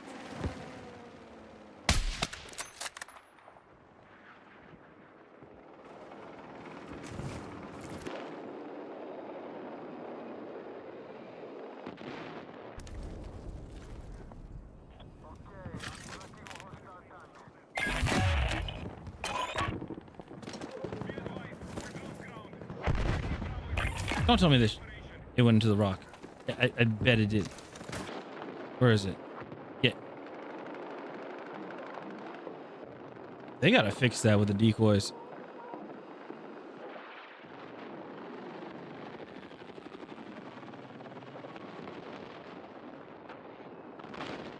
Yeah, they need to fix that with the sniper decoys. That is ridiculous.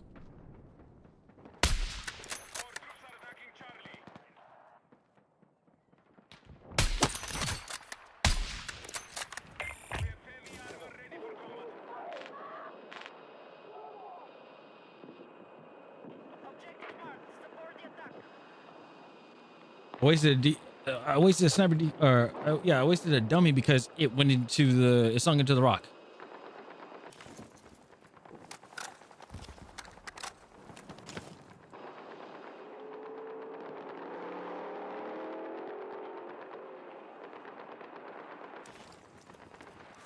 So a lot of people use that as cover or use that to snipe.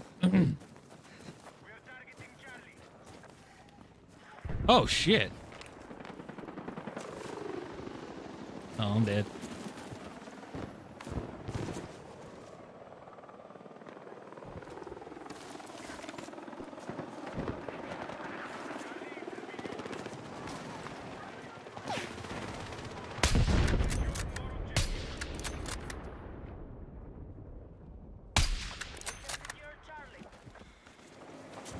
Yeah, I'll fucking give up.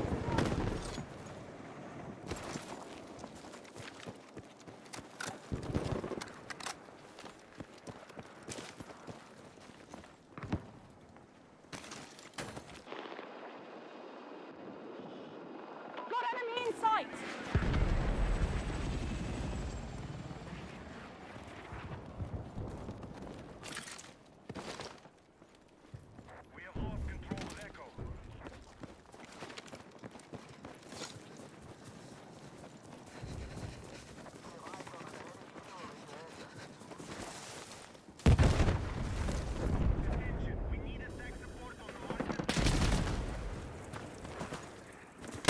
Is it? Nobody's gonna shoot down the fucking helicopter? Nope.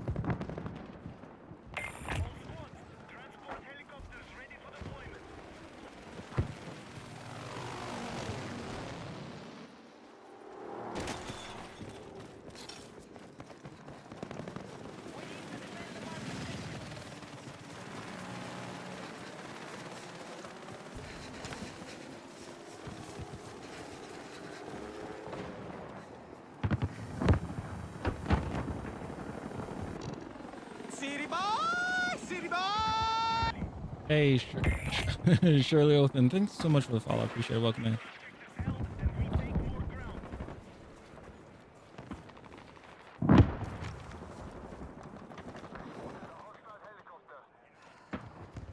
Alright, I'm gonna see if I can post this up somewhere. Okay.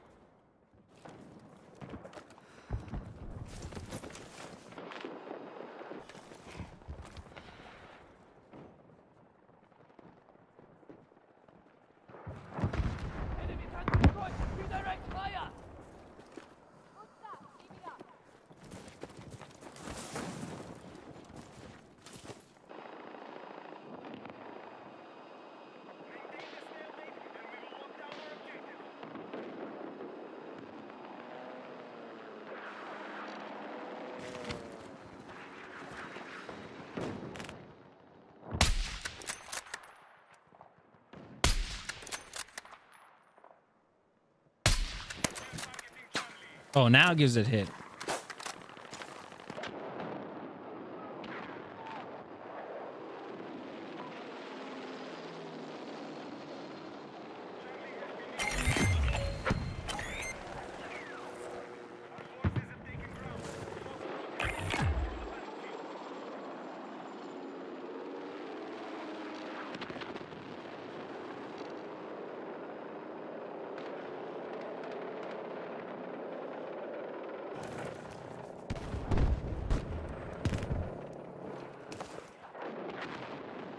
AT spotted!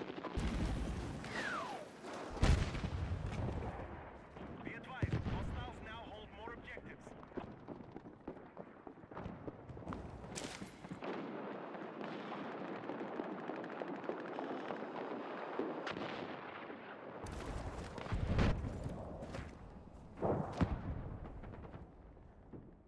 Our troops are attacking Delta.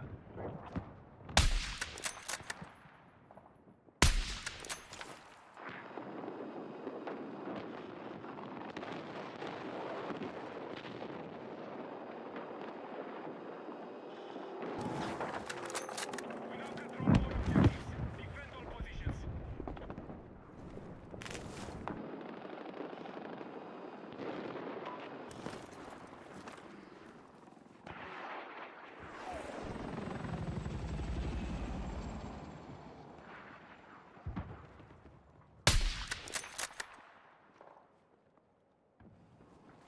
The enemy now control more objectives.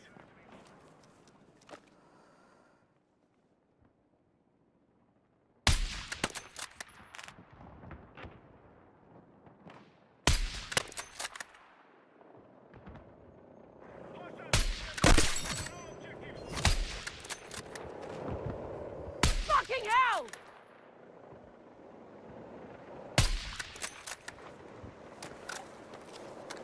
Whew. No. All right, nobody over there.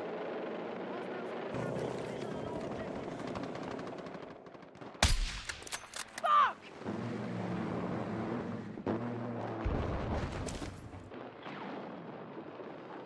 We have initiated our attack on Echo.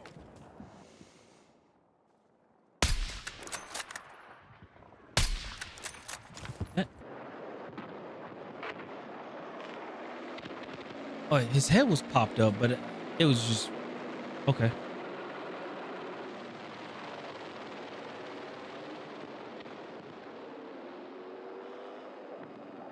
Enemy contacting my AO!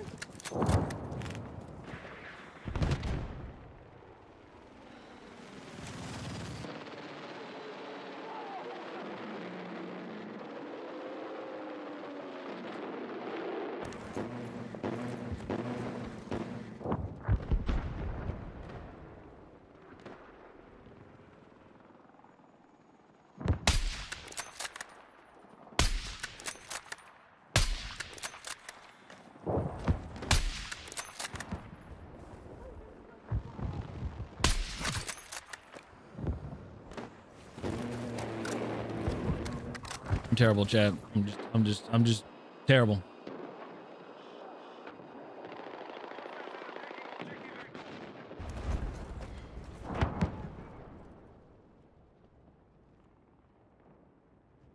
I'm sorry, did I just smack the okay.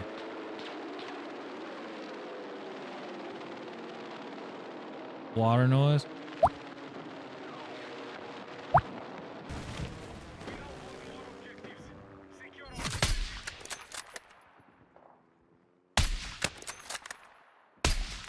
Oh, it hit the tree. Damn it.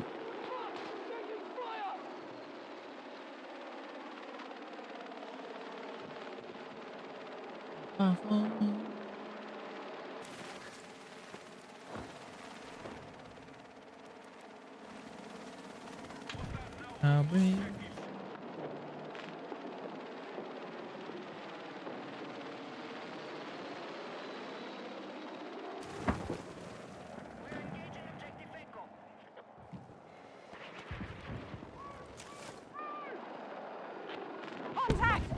infantry!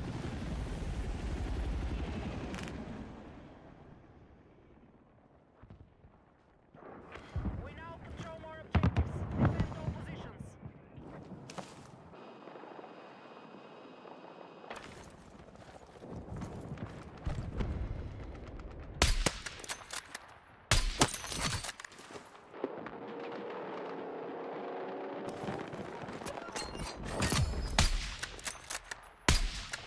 Oh my goodness gracious.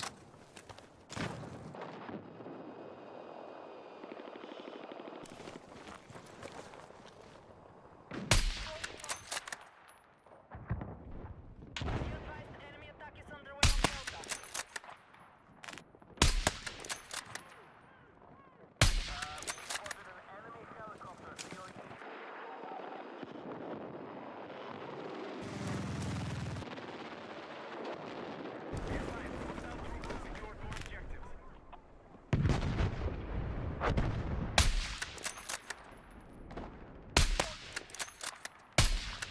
I couldn't chamber it. I couldn't chamber it quick enough.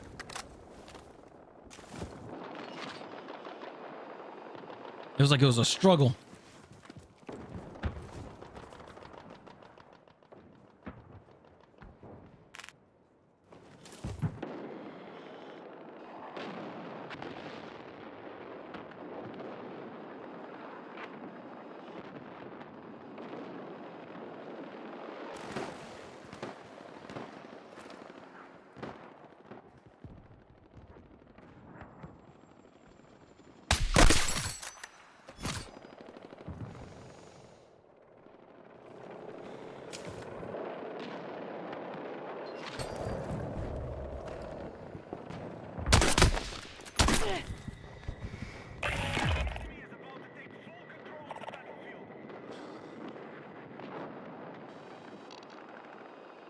Enemy contacting my AO!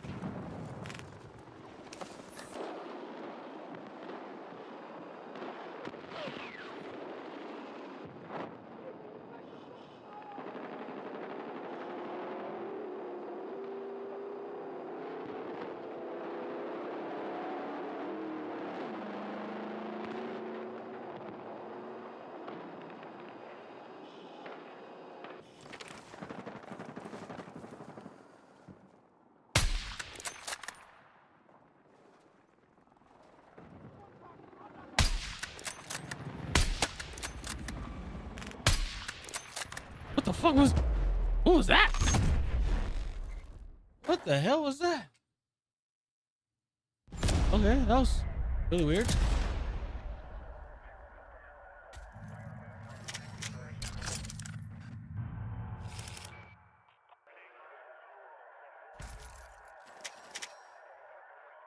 All right.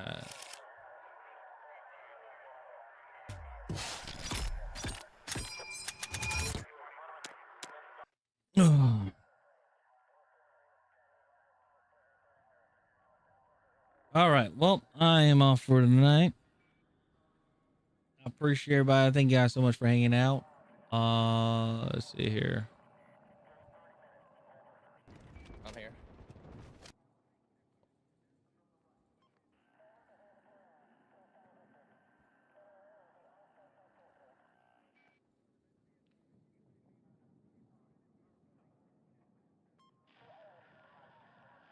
All right. All right, yeah, I'm gonna head out. I gotta get some sleep. I gotta get up in the morning. I got some stuff I gotta take care of, but I will be back on,